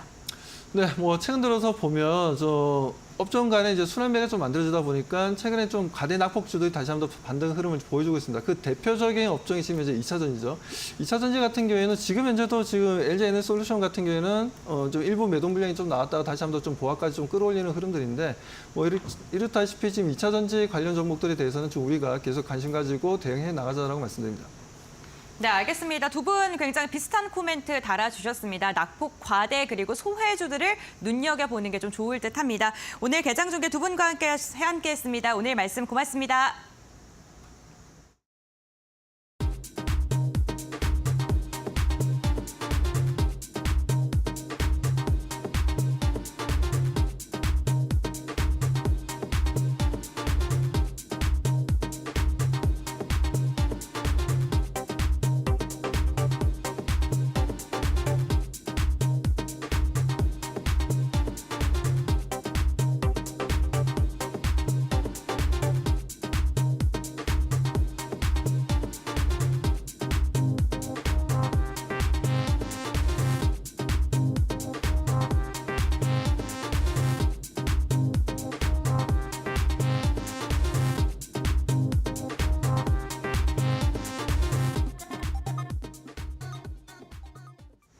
네, 이렇게 시장이 흔들리는 가운데서도 오늘장 시세를 줄 만한 종목들 잘 선별해 보겠습니다. 오늘장 선발 종목 시간을 통해서 알아볼 텐데요. 오늘은 SK증권의 이천지점 서영원 차장과 함께 알아보겠습니다.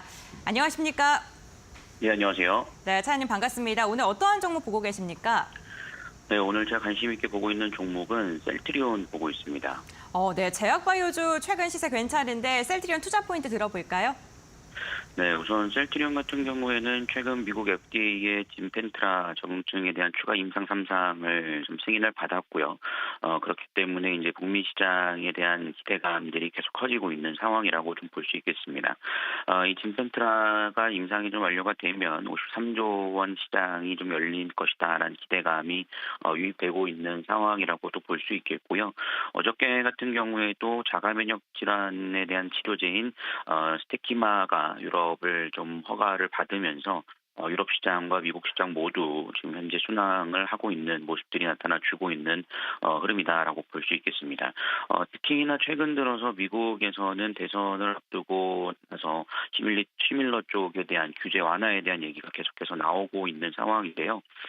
특히나 중국에 대한 규제가 좀 이루어지는 상황 속에서 규제 완화는 결국에는 셀트리온의 호재로서 좀 작용을 할 가능성이 상당히 높다라고 좀 보고 있습니다. 그렇기 때문에 제약바이오에서 흐름들도 나쁘지 않지만 특히 셀트리온 쪽을 좀 관심 있게 살펴보시면서 정고점 돌파 기대를 해볼 수 있지 않을까 싶습니다.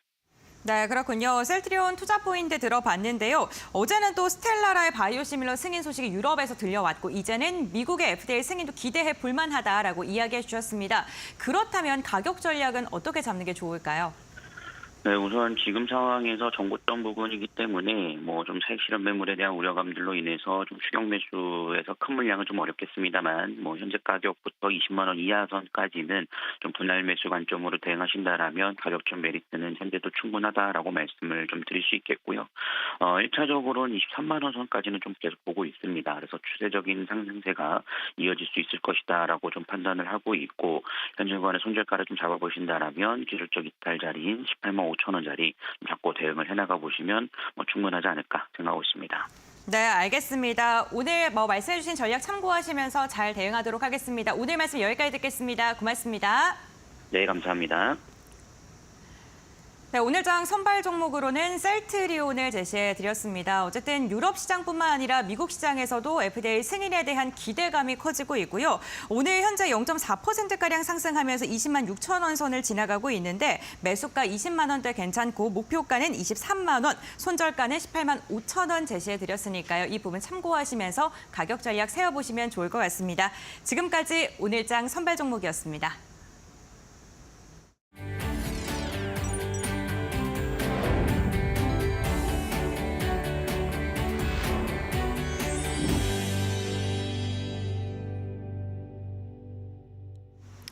네, 이코노미톡 시간으로 이어가 보도록 하겠습니다. 오늘은 KB국민은행의 장재철 박사 모시고 심도 깊은 이야기 나눠보도록 하겠습니다. 안녕하십니까? 네, 안녕하세요. 네, 그렇다면 오늘은 또 어떠한 주제로 이야기를 나눌지 저희 먼저 화면으로 만나보고 오도록 하겠습니다.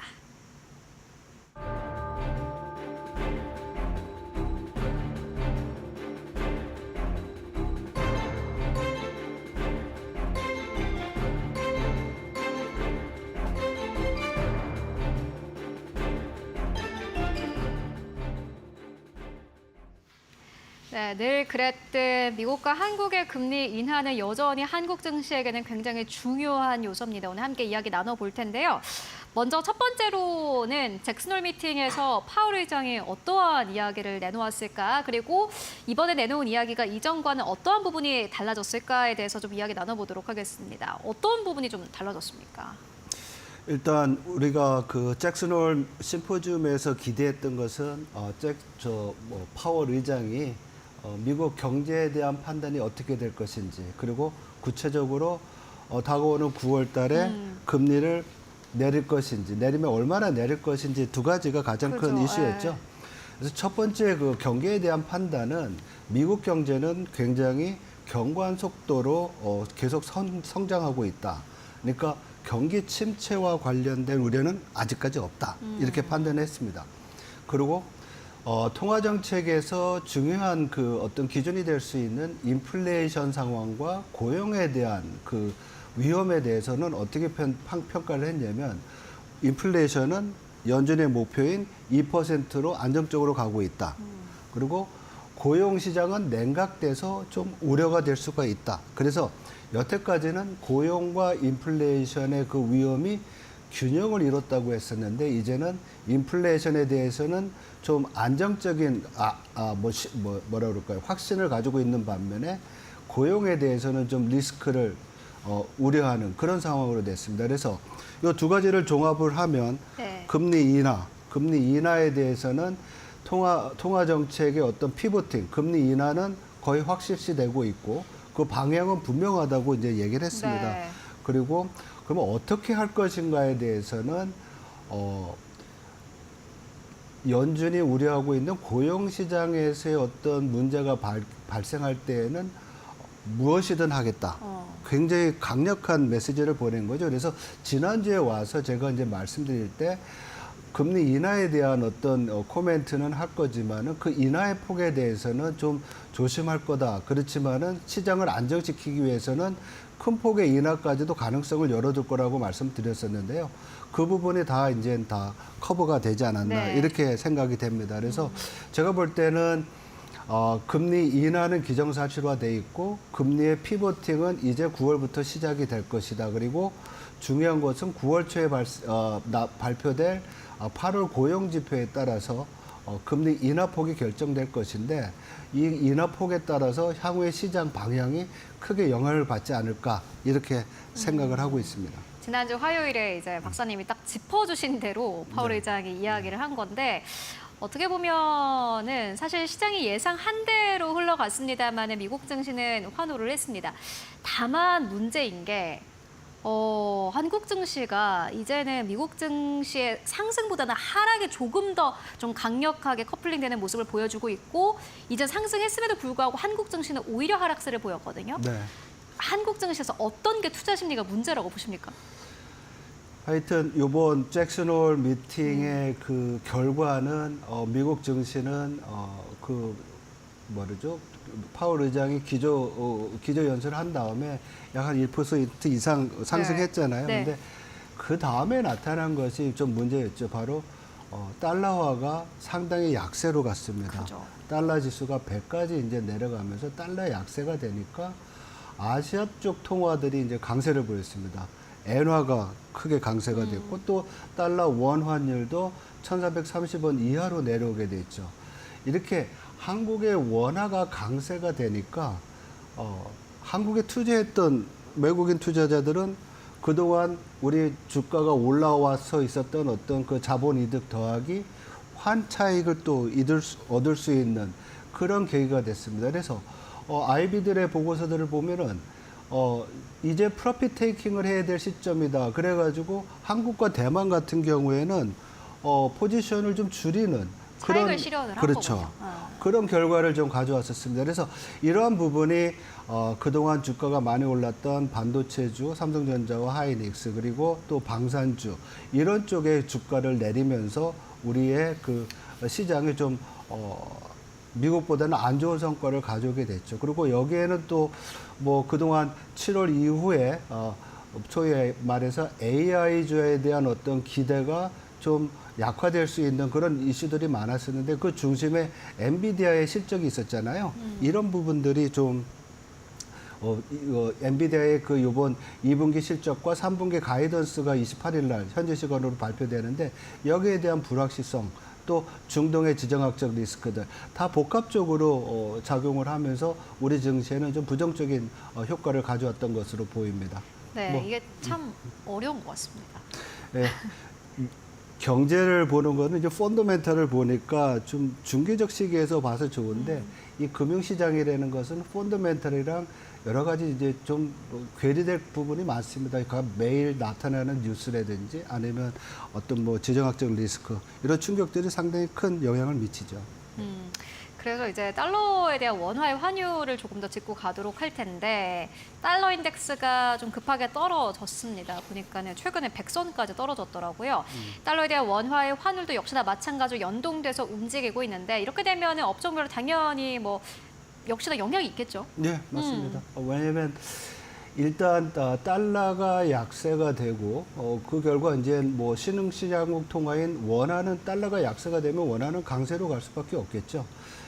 그래서 이 달러가 약세가 된다는 것은 글로벌 금융시장에서 어떻게 보면 위험 선호를 좀 올려주는 리스크 온을 시켜주는 그런 기제가 될 수가 있습니다. 그래서 증시에는 좀 좋고 또 신흥시장국 증시에는 좋은 뉴스가 될 수 있습니다. 그리고 각 신흥시장국이나 뭐 한국 증시 안으로 들어오면 원화가 강세가 된다고 하면 소위 말해서 수입에 대한 비용이 많이 줄겠죠. 그렇죠. 그러니까 원자재라든지 특히 뭐 원유라든지 식료품의 원료가 될 수 있는 농산물 그리고 특히 요즘은 또 금융주 같은 경우에는 맞아요. 해외에서부터 뭐 외화 채권을 발행한다든지 차입 부분들이 있기 때문에 원화가 강세가 되면 그만큼 갚을 때 비용이 좀 덜 덜 들어갈 수 있는 그런 요인이 있습니다. 그래서 이런 부분에서는 주가가 상승할 수 있는 요인이 될 수 있는 반면에 우리가 보통 얘기할 듯이 워낙 강세되면 우리 수출의 가격 경쟁력이 약화된다 이렇게 얘기를 하지 않습니까? 근데 사실은 가격 경쟁력보다는 원화로 환산한 영업이익이 주는 게 더 큽니다.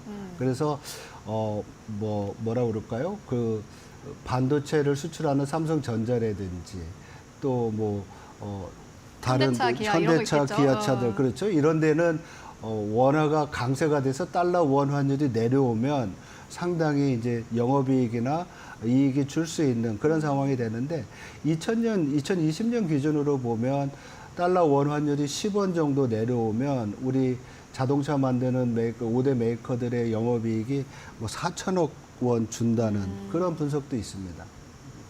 네, 사실 지금 상황이 보니까는 1998년이랑 비슷하다고 하더라고요. 보험성 금리 인하를 9월에 앞두고 있고 달러 인덱스가 급하게 내려오고 있고 그러한 흐름들이 좀 비슷하다고 하는데 그때는 뉴욕 증시에서 금융주가 강세를 보였다고 하고 또 한국 증시에서는 어떠한 기업들이 실적에 반영될지를 잘 확인해 보시면 좋을 것 같습니다. 말씀처럼 지금까지 이제 비싼 돈 주고 팔았던 반도체라든지 차량 같은 경우에는 아무래도 좀 순이익이 줄 테고 반면에 지금 이제 수입을 해와서 뭔가를 만드는 기업들 같은 경우에는 또 그만큼 부담이 좀 적어질 테니 그 부분을 함께 확인해 보시면 좋을 것 같고. 네, 근데 지금 우리가 달러 원 환율이 급격하게 1,380원, 60원대에서 30원 밑으로 내려왔잖아요. 네.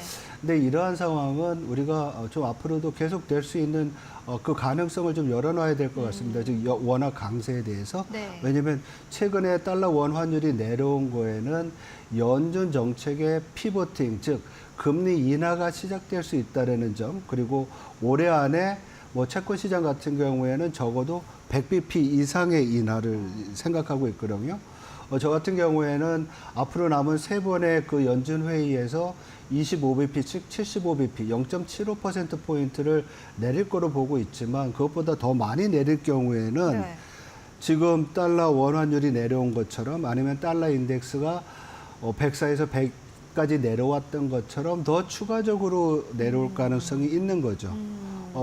그러한 부분을 우리가 좀 감안한다고 하면 우리 증시에서 이 달러 원 환율의 향방이 앞으로 우리 증시의 그 변동성을 키울 수 있는 그런 요인이 될 수도 있다는 점을 감안할 필요가 있을 것 같습니다. 네, 외환 시장의 변동성이 한국 증시에도 영향을 줄 것이다 이렇게 짚고 왔고 그렇다면 이제 모멘텀이 필요할 텐데 어떠한 모멘텀이 있어야 좀 지수가 지금보다 확실히 좀 치고 올라갈 수 있을까요?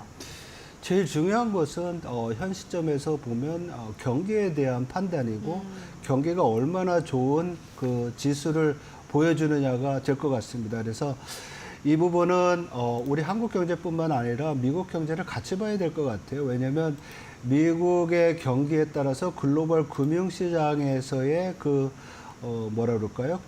온도가 결정될 수 있기 때문이겠죠. 그래서 이번 9월 초에 나오는 미국의 고용 지표가 생각처럼 좀 양호하게 나올 수 있는 부분. 그러니까 취업자 수 증가로 보면 약 한 15만 명 이상 증가하고 아니면 실업률이 4.3%를 더 넘지 않는 그런 수준으로 돼야 될 것 같습니다. 그래서 이러한 부분이 충족된다고 하면 지금 우리가 생각하고 있는 것처럼 미국의 경기가 연착륙하고 보험성 금리 인하가 경기 침체를 막아주는 그런 상황이 될 수 있거든요. 그렇다고 보면 전반적으로 적어도 내년 상반기까지는 리스크 온 상태가 유지가 될 수 있는 부분이 있을 것 같아요. 그리고 한국으로 들어오면 지금 우리가 이제 수출에 의해서 경기가 회복되고 있는데 더 중요한 것은 내수 쪽에서의 성장이 좀 회복이 돼야 된다는 거죠. 여기에는 한국은행이 기준금리를 내리면서 올해 안에는 한 번 정도의 금리 인하밖에 지금 예상할 수 없는 상황입니다. 왜냐하면 한국은행이 그 주택가격에 대한 굉장히 큰 우려를 하고 있기 때문에 이런 부분이지만 일단은 통화정책 기조가 바뀐다는 것 그 자체는 앞으로도 금리가 내려갈 수 있다는 것이기 때문에 내수 경제에는 좀 도움이 될 수 있을 거라고 생각을 하고요.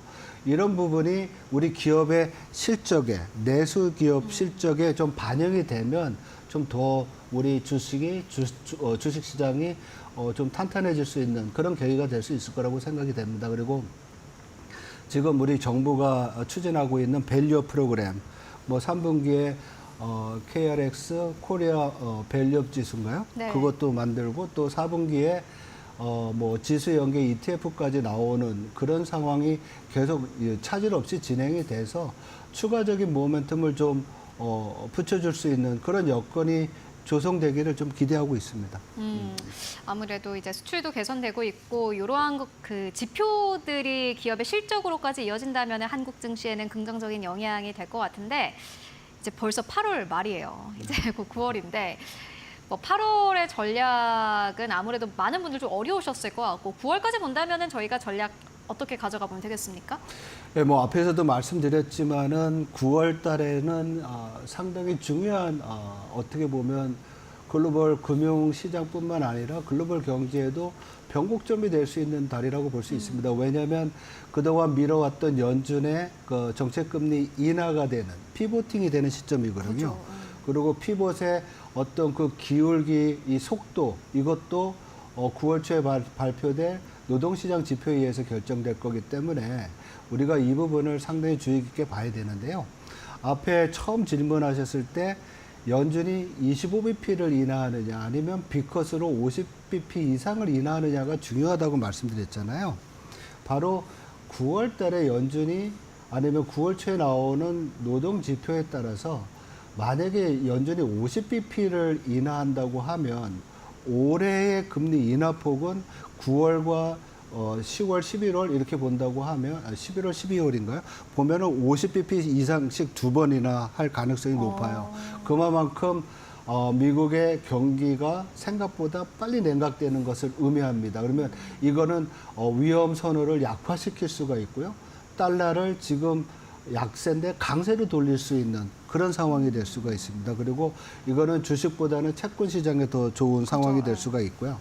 반면에 만약에 25bp를 인하한다고 하면 이것은 미국 경제가 연착륙하는 굉장히 좋은 그런 상황이라고 볼 수가 있어서 전반적으로 주식시장에는 긍정적이고 채권보다 주식시장이 더 좋을 수도 있고요. 그리고 달러는 앞에서 말씀드린 대로 계속 약세 기조를 유지할 수 있는 그런 상황이 될 수 있을 것 같습니다. 그래서 굉장히 9월 달에 어떤 지표의, 미국 지표의 변화나 아니면 연준의 통화정책 결정이 중요한 그런 달이라고 볼 수 있을 것 같습니다. 실업률이 가장 중요하겠죠, 그렇다면? 예. 참고로 요번에 잭슨홀 심포지움에서 나온 발표된 논문 중에 하나가 브라운 대학교의 에거슨 교수인가요? 그분이 얘기했는데 왜 최근에 실업률은 높아지고 있지만은 일자리 수도 유지되고 있고 인플레이션은 굉장히 안정적인지 경기 침체 안 들어가는지 여기 했을 때 하나의 트리거 레벨로서의 실업률을 4.4%로 봤어요. 그러니까 실업률이 4.4%를 넘지 않는다고 하면 그때는 미국 경제가 소위 말해서 경기 침체 우려 없이 일자리 수도 좀 유지를 하면서 경기 침체 없이 갈 수 있는데 만약에 그것보다 높아지면 옛날과 같이 일자리 수도 빨리 줄고 실업률이 높아지는 그런 상황이 될 거다. 이런 분석을 했습니다. 그래서 지금 미국 실업률이 4.3%입니다. 그리고 8월 달 실업률이 그거보다 좀 낮을 거로 시장은 예상을 하고 있는데 이러한 브라운 대학교 교수의 논문을 우리가 참고한다고 하면 트리거 레벨이 4.42%거든요. 그 수준에 언제 다가가는지 뭐 샤메 법칙도 중요하지만 이러한 최근의 논문을 또 우리가 참고해 볼 수 있는 그런 증거도 있었습니다. 0.01%포인트 정도가 차이가 나는 것 같은데 일단 실업률 쪽은 계속해서 살펴볼 필요가 있겠습니다. 지금까지 KB국민은행의 장재철 박사와 함께 이야기 나눠봤습니다. 말씀 고맙습니다. 네, 고맙습니다.